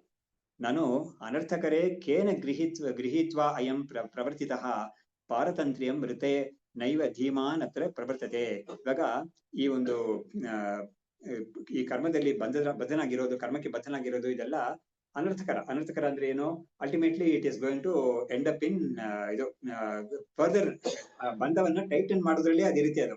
ಹಾಗಾಗಿರುವಾಗ ಯಾರು ತಾನು ಅದ್ರಲ್ಲಿ ಇಷ್ಟೇ ಪಟ್ಕೊಂಡು ಅದ್ರಲ್ಲಿ ಯಾರು ಬೀಳ್ತಾರೆ ಅಂತ ಒಂದು ಪ್ರಶ್ನೆ ಮಾಡ್ತಾ ಇದ್ದಾರೆ. ನಾನು ಅನರ್ಥಕರೇ ಕೇನ ಗೃಹೀತ್ವ ಎಂ ಪ್ರವರ್ತಿತಃ ಪಾರತಂತ್ರ್ಯಂ, ಈ ಇನ್ನೊಬ್ಬರಿಗೆ ಚಾಕರಿ ಮಾಡೋದು ಅಂತ ಒಂದು ಪಾರತಂತ್ರ್ಯ ಇದೆಯಲ್ಲ, ಇನ್ನೊಬ್ಬರಿಗೆ ಅಧೀನನಾಗಿರೋದು ಅಂತ, ಅದು ಯಾತಕ್ಕೆ ಯಾರು ಕೂಡ ಯಾತಕ್ಕೆ ಅದ್ರಲ್ಲಿ ಹೋಗಿ ಬೀಳ್ತಾ ಇದ್ದಾರೆ ಅಂತ ಕೇಳಿದ್ರೆ ಇದಕ್ಕೆ ಅಜ್ಞಾನನೇ ಕಾರಣ ಅಂತ ಹೇಳ್ತಾ ಇದ್ದಾರೆ. ನನಗೆ ಗೊತ್ತಿಲ್ಲದೇನೆ ನಾನು ಪಾರತಂತ್ರ್ಯದಿದ್ದೀನಿ ನಾನು. ಹಾಗಾಗಿ ಜ್ಞಾನ ಇದ್ರೆ ನಾನು ಯಾರಿಗೂ ಪರತಂತ್ರ ಅಲ್ಲ ನಾನು ಅಂತ ತಿಳ್ಕೊಳ್ತಾನೆ. ಅಂದ್ರೆ ಹಾಗಾಗಿ ಆತ್ಮ ಎಲ್ಲದಕ್ಕೂ ಸ್ವತಂತ್ರ. ಆದ್ರೆ ನಾನು ಯಾವಾಗ ಶರೀರದಲ್ಲಿ ನಾನು ಅಂತ ಬುದ್ಧಿ ಇಟ್ಕೊಂಡಿದ್ದೀನೋ ಅವಾಗ ತಕ್ಷಣ ಅದು ಪಾರತಂತ್ರ್ಯಕ್ಕೆ ಬಂದೇ ಬರುತ್ತೆ. ಅದು ಯಾರಿಗೋ ಒಬ್ಬರಿಗೆ, ಯಾಕಂದ್ರೆ ಈ ಶರೀರವನ್ನು ಕಾಪಾಡ್ಕೊಳ್ಳೋಕ್ಕಾಗಿ ನಾನು ಅಂತ ತಿಳಿದಿದ್ದೀನಿ.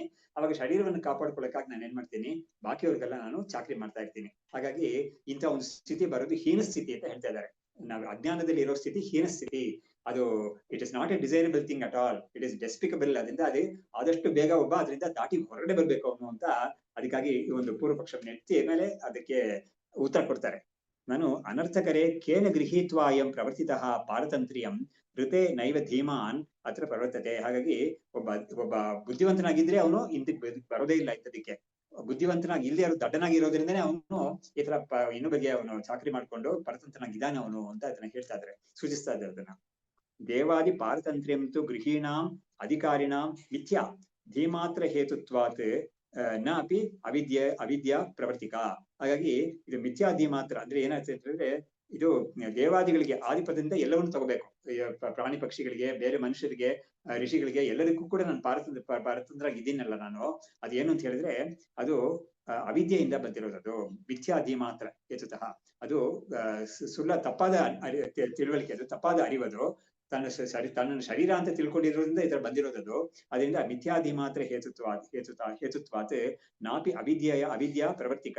ಅದರಿಂದ ಇದು ಅವಿದ್ಯಾ ಅನ್ನೋದು ಕೂಡ ಇದಕ್ಕೆ ಪ್ರವೃತ್ತಿಯನ್ನು ಮಾಡುತ್ತಾ ಅಂತ ಕೇಳಿದ್ರೆ, ಅವಿದ್ಯೆ ಅನ್ನೋದು ಬೇಸಿಕ್ ಆಗಿದೆ, ಎಲ್ಲದಕ್ಕೂ ಕಾಮನ್ ಆಗಿ ಅವಿದ್ಯಾ ಅಂತ ಒಂದಿದೆ. ಆದ್ರೆ ಇದಕ್ಕೆ ಇರೋದು ಏನು ಅಂತ ಹೇಳಿದ್ರೆ ಮಿಥ್ಯಾ ಧೀಮಾತ್ರ, ಅಂದ್ರೆ ಬುದ್ಧಿನಲ್ಲೇ ಇವನಿಗೆ ಒಂದು ದೋಷ ಇದೆ. ಆ ಬುದ್ಧಿ ದೋಷವನ್ನ ಇವನು ಸರಿಯಾದ ಒಂದು ಅರಿವಿಂದ ಸರಿ ಮಾಡ್ಕೊಂಡ್ಬಿಟ್ಟ ಅಂತ ಹೇಳಿದ್ರೆ ಮಿಥ್ಯಾಧಿ.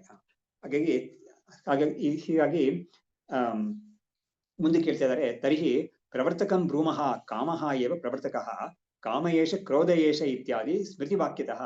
ಹಾಗಾದ್ರೆ ಇವನ್ನ ಯಾವ್ದು ಇವನ್ನ ಪ್ರವರ್ತಿಸುತ್ತೆ ಈ ಕರ್ಮದಲ್ಲಿ ಅಂತ ಕೇಳಿದ್ರೆ ಅದಕ್ಕೆ ಒಂದೇ ಒಂದು ಕಾರಣ ಹೇಳ್ಬೇಕಾಗುತ್ತೆ. ಅದ್ರ ಹಿನ್ನೆಲೆ ಇರೋ ಕಾಮ ಅಂದ್ರೆ ಬಯಕೆ, ಏನೋ ಒಂದು ಬಯಕೆ ಇರುತ್ತೆ. ಹಾಗಾಗಿ ಅದಕ್ಕೆ ನಮ್ಮ ಇದಕ್ಕೊಂದು ಸೀಕ್ವೆನ್ಸೇ ಇದೆ. ಇದರಲ್ಲಿ ಹೇಗೆ ಸೈಕಾಲಜಿ ವರ್ಕ್ ಆಗುತ್ತೆ ಅಂತ ಒಂದು ಸೀಕ್ವೆನ್ಸೇ ಇದೆ. ಫಸ್ಟ್ ಜಾನಾತಿ, ಆಮೇಲೆ ಇಚ್ಛತಿ, ಆಮೇಲೆ ಕರೋತಿ. ಜಾನಾತಿ ಅನ್ನೋದೇನೋ, ನಾವು ಒಂದು ಅಡ್ವರ್ಟೈಸ್ಮೆಂಟ್ ನೋಡ್ತೀವಿ, ಆ ವಸ್ತು ಅದು ನಮ್ಗೆ ಬೇಕಾಗಿದೆ ಅಂತ ಅನಿಸ್ಬಿಡುತ್ತೆ. ಅದು ನಮ್ಗೆ ಬೇಡದೆ ಹೋದ್ರೂ ಕೂಡ ಕೆಲಸ ಅಷ್ಟು ಪವರ್ಫುಲ್ ಆಗಿದ್ರೆ ಅಡ್ವರ್ಟೈಸ್ಮೆಂಟ್ ಅವರು ಮೀಡಿಯಂ ಅಷ್ಟು ಚೆನ್ನಾಗಿ ಅವ್ರು ಮಾಡಿದ್ರೆ ನಮ್ಗೆ ಅದು ಬೇಕು ಅಂತ ಯಾತಿಕ್ ನಾವು ತಗೋಬಾರ್ದು ಅಂತ ಅನ್ಸುತ್ತೆ ನಮ್ಗೆ. ಅವಾಗ ಏನಾಗುತ್ತೆ, ಇಚ್ಛತಿ ಅಂತ ಬರುತ್ತೆ. ಅದು ಆ ಇಚ್ಛತಿ ಅಂತ ಬರೋದು ಕೂಡ ಏನ್ ಬರುತ್ತೆ ಅಂತ ಹೇಳಿದ್ರೆ, ನಮ್ಮ ಗುರುಗಳು ಹೇಳಿದ್ದಾರೆ ವಸ್ತು ಸೌಂದರ್ಯ ಜ್ಞಾನಂ ಅಂತ ಹೇಳಿದ್ದಾರೆ. ಆ ವಸ್ತು ಚೆನ್ನಾಗಿದೆ ಅಂತ ಒಂದು ಜ್ಞಾನ. ಹಾಗಾಗಿ ಅದು ಅಜ್ಞಾನವೇ ನಿಜವಾಗ್ಲು, ಆದ್ರೂ ಕೂಡ ಅದು ವಸ್ತು ಸೌಂದರ್ಯ ಚೆನ್ನಾಗಿದೆ ಅಂತ ಬುದ್ಧಿ ಬಂದಿದ್ರಿಂದ ಏನಾಗುತ್ತೆ, ಸರಿ ಅವಾಗ ಮನಸ್ಸೇ ಅದಕ್ಕೆ ತರ್ಕ ಮಾಡುತ್ತೆ. ಅದು ಯಾಕೆ ತಗೋಬಾರ್ದು, ಚೆನ್ನಾಗೇ ಇದೆಯಲ್ಲ ಅದು, ಅದಕ್ಕೆ ತಗೋಬಾರ್ದು, ಅವ್ರು ತಗೊಂಡಿದ್ದಾರೆ, ಇನ್ನೊಬ್ರು ತಗೊಂಡಿದ್ದಾರೆ, ಅವರೆಲ್ಲ ಚೆನ್ನಾಗಿದೆ ಅಂತ ಹೇಳ್ತಾ ಇದಾರಲ್ಲ, ಚೆನ್ನಾಗಿ ಉಪಯೋಗಿಸ್ತಾ ಇದಾರಲ್ಲ, ನಾವ್ ಯಾಕೆ ತಗೋಬಾರ್ದು ಅಂತ ಅದು ಮಾಡುತ್ತೆ ಅದು. ಹಾಗಾಗಿ ಕಾಮ ಏಷ ಕ್ರೋಧ ಏಷ ಇತ್ಯಾದಿ ಸ್ಮೃತಿ ವಾಕ್ಯದ. ಅದರಿಂದ ಕಾಮ ಏವ ಪ್ರವರ್ತಕಃ. ಹಾಗಾಗಿ ಕಾಮ ಅಂದ್ರೆ ಬಯಕೆಯೇ ಒಬ್ಬನ್ನ ಒಂದು ಕೆಲಸವನ್ನ ಮಾಡಕ್ಕೆ ಅದು ಪ್ರವರ್ತಿಸುತ್ತೆ. ಅದಕ್ಕೆ ಜಾನಾತಿ ಇಚ್ಛತಿ ಕರೋತಿ. ಜಾನಾತಿ ಅಂದ್ರೆ ಮೊದಲು ತಿಳ್ಕೊಳ್ತಾನೆ ಆ ವಸ್ತು ಬಗ್ಗೆ, ಆಮೇಲೆ ಅದ್ರ ಬಗ್ಗೆ ಒಂದು ಇಚ್ಛೆ ಬರುತ್ತೆ ಅವನಿಗೆ, ಆಮೇಲೆ ಅದನ್ನ ಪಡ್ಕೊಳ್ಳಕ್ಕೆ ಪ್ರಯತ್ನ ಮಾಡ್ತಾನೆ ಅವನು. ಕರೋತಿ ಅನ್ನೋದು ಮುಂದೆ ಮೂರನೇದಾಗ ಬರುತ್ತೆ ಅದು. ಹಾಗಾಗಿ ಆ ವಸ್ತುವಲ್ಲಿ ಅವನು ಆ ಒಂದು ವಸ್ತುವನ್ನು ಪಡ್ಕೊಳ್ಳಕ್ಕೆ ಇವನು ಪ್ರವೃತ್ತಿ ಮಾಡೋದಕ್ಕೆ ಏನ್ ಕಾರಣ ಅಂತ ಹೇಳಿದ್ರೆ ಬೇಸಿಕ್ ಆಗಿರೋದು ಕಾಮ ಅಂತ. ಅಫ್ಕೋರ್ಸ್ ಕಾಮಕ್ಕೂ ಬೇಸಿಕ್ ಆಗಿರೋದು ಅವಿದ್ಯಾ ಕಾಮ ಕರ್ಮ ಅಂತಾನೆ ಅದಕ್ಕೊಂದು ಸೀಕ್ವೆನ್ಸ್ ಕೊಟ್ಟಿದ್ದಾರೆ ಶಾಸ್ತ್ರದಲ್ಲಿ. ಕಾಮ ಅದಕ್ಕೆ ಒಂದು ಶ್ರುತಿ ಪ್ರಮಾಣ ತೋರಿಸ್ತಾ ಇದ್ದಾರೆ. ಕೃಷ್ಣ ಅರ್ಜುನ್ಗೆ ಹೇಳಿದ್ದು, ಅರ್ಜುನ ಕೇಳ್ತಾನೆ, ಅದಕ್ಕೇನು ಪ್ರಯುಕ್ತೋಯಂ ಪಾಪಂ ಚರತಿ ಪುರುಷ ಅಂತ ಕೇಳ್ತಾನೆ ಅವನು. ಯಾವ್ದ್ರಿಂದ ಪ್ರವೃತ್ತಿಯಾಗಿ ಇವನು ಪಾಪವನ್ನು ಮಾಡ್ತಾನೆ ಮನುಷ್ಯ ಅಂತ ಕೇಳಿದಾಗ ಕೃಷ್ಣ ಹೇಳ್ತಾನೆ, ಕಾಮ ಯೇಷ ಕ್ರೋಧ ಯೇಷ ರಜೋಗುಣ ಸಮುದ್ಭವ ಅಂತ ಹೇಳ್ಬಿಟ್ಟು ಅದಕ್ಕೆ ಅದ್ರ ಬಗ್ಗೆ ಒಂದು ದೊಡ್ಡ ಡಿಸ್ಕಷನ್ ಬರುತ್ತೆ ಅಲ್ಲಿ. ಅವಾಗ ಕಾಮ ಯೇಷ ಕ್ರೋಧ ಯೇಷ ಇತ್ಯಾದಿ ಸ್ಮೃತಿ ವಾಕ್ಯತಃ. ಮುಂದಕ್ಕೆ ಇನ್ನೊಂದು ವಾಕ್ಯನ ಹೇಳ್ತಾರೆ, ಅಕಾಮತಃ ಕ್ರಿಯಾ ಕಾಚಿತೆ ದೃಶ್ಯತೆ ನೇಹ ಕರ್ಷಿತೆ ಯದ್ಯದ್ಯ ಕುರುತೆ ಜಂತು ತತ್ತತ್ ಕಾಮಸ್ಯ ಚೇಷ್ಟಿತಂ ಅಂತ ಒಂದು ಮಾತಿದೆ. ಅದು ಮನುಸ್ಮೃತಿ ಇದೆ ಅಂತ ನನಗೆ ನೆನಪು, ಬೇರೆ ಕಡೆ ಇರ್ಬೋದು. ಸೊ ಅಕಾಮತಃ ಕ್ರಿಯಾ ಕಾಚಿತೆ ದೃಶ್ಯತೆ ಇಹ ಕರ್ಷಿತೆ. ಯಾರಿಗೆ ಕೂಡ ಅವ್ನು ಮಾಡ್ತಾ ಇರೋ ಕರ್ಮ ಅದ್ರ ಹಿನ್ನೆಲೆಯಲ್ಲಿ ಒಂದು ಕಾಮ ಇದ್ದೇ ಇರುತ್ತೆ ಖಂಡಿತ. ಕಾಮ ಇಲ್ಲೇ ಕರ್ಮ ಅನ್ನೋದು ಬರೋದೇ ಇಲ್ಲ ಅಂತ ಒಂದು ರೂಲ್ ಇದೆ ಲೋಕದಲ್ಲಿ, ಅದನ್ನ ಹೇಳ್ತಾ ಇದ್ದಾರೆ. ಅದಕ್ಕೆ ಒಂದು ಸ್ಮೃತಿ ವ್ಯಾಖ್ಯಾನ ಇದೆ, ಯದ್ಯದ್ದಿ ಕುರುತೆ ಜಂತು ತತ್ತತ್ ಕಾಮಸ್ಯ ಚೇಷ್ಟಿತಂ. ಏನೇನು ಒಂದು ಜಂತು ಅಂದ್ರೆ ಏನು, ಪ್ರಾಣಿ, ಇದು ಜಂತು ಅಂದ್ರೆ ಆಕ್ಚುಲಿ ಜನ್ಮವನ್ನು ಪಡೆದಿರೋದಕ್ಕೆ ಜಂತು ಅಂತ. ಜಂತುನಾ ನರಜನ್ಮ ದುರ್ಲಭಂ ಅಂತ ಇದೆಯಲ್ಲ, ಜಂತು ಅಂತ ಹೇಳಿದ್ರೆ ಹುಟ್ಟಿರೋ ವ್ಯಕ್ತಿಗೆ ಜಂತು ಅಂತ. ಅದು ಮನುಷ್ಯನೇ ಆಗಿರ್ಲಿ, ಪ್ರಾಣಿ ಪಕ್ಷಿ ಕ್ರಿಮಿಕೀಟ ಯಾವ್ದೇ ಆಗ್ಲಿ, ಅದು ಜಂತುವೇ ಅದು. ಹಾಗಾಗಿ ಏನೇನು ಒಂದು ಜಂತು ಮಾಡುತ್ತೋ ಅದು ಕಾಮಸ್ಯ ಚೇಷ್ಟಿತಂ ಅಂದ್ರೆ ಏನು, ಅದಕ್ಕೆ ಒಳಗಡೆ ಹಿನ್ನೆಲೆಯಲ್ಲಿ ಒಂದು ಬಯಕೆ ಇದೆ. ಆ ಬಯಕೆಯೇ ಆ ಜಂತುವನ್ನ ಪ್ರವರ್ತಿಸುತ್ತೆ, ಈ ಒಂದು ಕೆಲಸದಲ್ಲಿ ಪ್ರವರ್ತಿಸುತ್ತೆ ಅಂತ. ಒಂದ್ ಕಡೆ ನನಗೆ ಸ್ವಲ್ಪ ವರ್ಷ ಮುಂಚೆ ಒಬ್ಬರು ಮನೇಲಿ ನಾನು ಮಧ್ಯಾಹ್ನ ಹೋಗಿ ಒಬ್ರ ಮೇಲೆ ಊಟ ಮಾಡ್ತಾ ಇದ್ದೆ. ಒಬ್ರು ಮೇಡಮ್ ಒಬ್ರು ಊಟ ಆಗ್ತಾ ಇದ್ರು. ಊಟ ಮಾಡ್ಕೊಂಡು ಕೈ ತೊಳ್ಕೊಳಕ್ ಬಂದಿದ್ದ ಜಾಗದಲ್ಲಿ ಬಸ್ ಇರ್ತಲ್ಲ, ಜಲಧಾರಿ ನೀರು ಹೋಗೋ ಜಾಗ ಇರ್ತಲ್ಲ, ಆ ಜಾಗದಲ್ಲಿ ತುಂಬಾ ಚೆನ್ನಾಗಿ ಸಿಮೆಂಟ್ ಮಾಡಿರೋ ಜಾಗ ಅದು. ಆದ್ರೆ ಆ ಜಲಧಾರಿ ಇಟ್ಟಿರ್ತಾರಲ್ಲ, ನೀರ್ ಆ ಕಡೆ ಹೋಗ್ಬೇಕದು. ಆ ಜಾಗದಲ್ಲಿ ಬಂದು ಕೈ ತೊಳ್ಕೊಳಕ್ ಬಂದಾಗ ಸರಿಯಾಗಿ ಕೈ ತೊಳ್ಕೊಳಕ್ ಬಂದಿದ ತಕ್ಷಣ ಹಿಂದ್ಗಡೆ ಆ ಜಲಧಾರೆ ಹಿಂಭಾಗದಿಂದ ಒಂದೋ ಎರಡೋ ಹೆಗಣಗಳು ಬಂದು ಅಲ್ಲಿ ಬಂದು ನಿಂತ್ಕೊಳ್ಳೋದು. ಯಾತಕ್ಕೆ ಅಂತ ಹೇಳಿದ್ರೆ ನಾವು ಕೈ ತೊಳ್ಕೊಳ್ಳುವಾಗ ಕೈಯಿಂದ ಈ ಅನ್ನದಗಳು ಉಗಿಯುವಾಗ ಬಾಯಿ ಮುಗುಳಿಸಿ ಉಗಿಯುವಾಗ ಅನ್ನದಗಳೆಲ್ಲ ಇರ್ತಲ್ಲ ಅದನ್ನ ತಿನ್ನಕ್ಕೆ ಅಂತ. ಈ ಅನ್ನದಗಳು ಮಾತ್ರ ಆಚೆ ಹೋಗುತ್ತೆ, ಅವುಗಳು ಈ ಕಡೆ ಬರಕ್ಕಾಗಲ್ಲ. ಇದು ಬಂದಾಗ ಅದು ಕೂಡ ಏನ್ ಮಾಡಿ ನೋಡಿದೀನಿ ಅಂತ ಹೇಳಿದ್ರೆ ಈ ನೀರು 2-3 ಅಗಲು ಅಥವಾ ಏನಾದ್ರು ಸೇರ್ಕೊಂಡು ಅದು ನಿಂತೋಗ್ಬಿಟ್ರೆ ಅಲ್ಲಿ ಅವುಗಳ ಕೈಯಿಂದ ಅದನ್ನ ಇದು ಮಾಡ್ಕೊಳುತ್ತೆ, ಒಳಗಡೆ ಒಳಗಡೆ ಎಳ್ಕೊಂಡು ತಿನ್ನುತ್ತೆ ಅದು. ಅಂದ್ರೆ ಅದಕ್ಕೆ ಎಷ್ಟು ಅದು ಬೇಕು ಅಂತ ಪಾಪ ಇದೆ ಅದಕ್ಕೆ ಹಸಿವು, ಅದಕ್ಕಾಗಿ ಇನ್ ಸಿಗುತ್ತೆ ಇಲ್ಲಿ ಅಂತ ಅದು ಗೊತ್ತು. ಹಾಗಾಗಿ ಎಲ್ಲರೂ ಕೈ ತೊಳ್ಕೊಳ್ಳೋ ಸಮಯದಲ್ಲಿ ಅದಕ್ಕೆ ಅಲ್ಲಿ ಬಂದು ಇರುತ್ತೆ ಅದು, ಒಳಗಡೆ ಒಂದೋ ಎರಡೋ ಇರುತ್ತೆ ಅದು. ಅದನ್ನ ನೋಡಿ ತುಂಬಾ ಆಶ್ಚರ್ಯ ಆಯ್ತು ನನಗೆ, ಹೇಗಲ್ಲ ಈ ಜನ್ಮ ಪ್ರಪಂಚ ಅಂತ ಇದೆ ಅಂತ. ಹಾಗೆ ಅದೇ ತರ ಜನರು ಅಷ್ಟೇನೆ, ಏನಾದ್ರು ಕೊಡ್ತಾರ ಏನಾದ್ರು ಸಿಗುತ್ತಾ ಅಂತ. ಒಂದು ಮದುವೆ ಮನೆ ಅಂತ ಹೇಳಿದ್ರೆ ಹೊರಗಡೆ ಕೆಲವರು ಭಿಕ್ಷೆ ಬೇಡಕ್ಕೆ ಇರ್ತಾರೆ, ಅವರು ಏನಾದ್ರು ಸಿಗುತ್ತಾ ಇಲ್ಲಿ ಅಂತ. ಹಾಗಾಗಿ ಕೆಲವರು ಏನಾದ್ರು ಸುಳ್ಳು ಪಳ್ಳು ಹೇಳ್ಕೊಂಡು ಒಳಗಡೆ ಬಂದು ತಿನ್ನೋಕ್ಕೂ ಇರ್ತಾರೆ ಕೆಲವರು ಆಚೆ ಯಾರು ನಮ್ಮನ್ನ ಕರೆದು ಕೊಡ್ತಾರ ಅಂತ ಕೂಡ ಕೆಲವರು ಇರ್ತಾರೆ. ಏನೇ ಇದ್ರು ಕೂಡ ಯದ್ಯತಿ ಕುರುತೆ ಜಂತು ತತ್ತತ್ ಕಾಮಸ್ಯ ಚೇಷ್ಟಿತಂ ಅಂತ ಹೇಳಿದ್ರು. ಇದಾದ್ಮೇಲೆ ತಸ್ಮಾತ್ ಕಾಮಯತೆ ಪೂರ್ವಂ ಬ್ರಹ್ಮಚಾರಿ ಚತುಷ್ಟಯಂ ಜಾಯಾಮೇ ಸ್ಯಾತ್ ಅಥ ಅಪತ್ಯಂ ಅಥ ಚಿತ್ತಂ ಅಥ ವಿತ್ತಂ ಅಥ ಕ್ರಿಯಾ. ಹಾಗಾಗಿ ಇದು ಉಪನಿಷತ್ತಲ್ಲಿ ಇರೋ ವಿಷಯವನ್ನ ಇವ್ರು ಹೇಳ್ತಾ ಇದ್ದಾರೆ, ಬೃಹದಾರಣ್ಯಕದಲ್ಲಿ ಇರೋದು. ಅದರಿಂದ ಒಬ್ಬ ಬ್ರಹ್ಮಚಾರಿಯಾಗಿರೋನು 4 ವಿಷಯಗಳನ್ನ ಅವನು ಬಯಸ್ತಾನಂತೆ. ಅವನು ಯಾಕಂದ್ರೆ ಬೈಕೆ ಅಂತ ಅವನು ಬಂದಿದೆ, ಅದಕ್ಕಾಗಿ ಮೊದಲು ಏನು ಜಾಯಾಮೇ ಸ್ಯಾತ್, ಅವನು ನನಗೆ ಒಂದು ಪತ್ನಿ ಬೇಕು ಅಂತ ಮೊದಲು ಬಯಸ್ತಾನೆ. ಆಮೇಲೆ ಅಥ ಅಪತ್ಯಂ, ಅದಾದ್ಮೇಲೆ ಅವನಿಗೆ ಅದಕ್ಕೆ ಸಂತಾನ ಬೇಕು ಅಂತ ಬಯಸ್ತಾನೆ. ಆಮೇಲೆ ಅದನ್ನೆಲ್ಲವೂ ಕಾಪಾಡಕ್ಕೆ ಅವನಿಗೆ ವಿತ್ತ, ಅದು ಬೇಕು ಅಂತ ಬಯಸ್ತಾನೆ. ಆಮೇಲೆ ಅದಕ್ಕೆಲ್ಲ ಬೇಕಾಗಿರೋ ಕರ್ಮಗಳನ್ನು ಮಾಡ್ತಾ ಇರ್ತಾನೆ ಅಂತ ಹೇಳಿದ್ರು. ಮುಂದಕ್ಕೆ ಇರೋದನ್ನ ಮುಂದಿನ ಕ್ಲಾಸಲ್ಲಿ ನೋಡೋಣ. ಇಲ್ಲಿಗೆ ನಿಲ್ಸಿರೋಣ. ನಿಷ್ಕಾಮ ಕರ್ಮ ಮಾಡುವುದು ತುಂಬಾ ಜನ ಇದೆ ಸಮಾಜದಲ್ಲಿ ಅಲ್ವಾ? ಅದೇ ಬಡವರಿಗೋಸ್ಕರ ಅದೇ ಅದಕ್ಕೆ ಈ ಕರ್ಮಗಳನ್ನೆಲ್ಲ ನಾವು ಇದರಿಂದ ಬಿಡುಗಡೆ ಆಗೋದಕ್ಕೆ ಒಂದು ಮೊದಲನೇ ಸ್ಟೆಪ್ ನಿಷ್ಕಾಮವಾಗಿ ಮಾಡೋದನ್ನ. ನಿಮ್ಗೆ ತಕ್ಷಣ ಬಿಡಿಸ್ಕೊಳಕ್ ಆಗಲ್ಲ. ಇದರ ನಿಷ್ಕಾಮವಾಗಿ ಮಾಡಕ್ಕೆ ಅದಕ್ಕೆ ಯೋಗ ಕರ್ಮಸು ಕೌಶಲಂ ಅಂತ ಹೇಳಿದ್ದಾರೆ. ಅದಕ್ಕೆ ಶಂಕರಾಚಾರ್ಯರು ಭಾಷೆಯಲ್ಲಿ ಬರೀತಾರೆ, ಕರ್ಮ ಅನ್ನೋದು ಸ್ವತಃ ಅದು ಸ್ವಾಭಾವಿಕವಾಗಿ ಅದು ಬಂಧಕ. ಆದ್ರೆ ಈ ರೀತಿಯಲ್ಲಿ ಮಾಡಿದ್ರೆ ಅದು ಮೋಚಕವಾಗುತ್ತೆ. ಅದು ಅದೇ ಕರ್ಮವೇ ಯಾವ ಕರ್ಮ ಬಂಧಕವಾಗಿರುತ್ತೋ ಅದನ್ನ ನಾವು ಕರ್ಮ ಯೋಗ ಅನ್ನೋ ರೀತಿಯಲ್ಲಿ ಮಾಡಿದ್ರೆ ಅದು ಮೋಚಕವಾಗುತ್ತೆ ನಮಗೆ ಅಂತ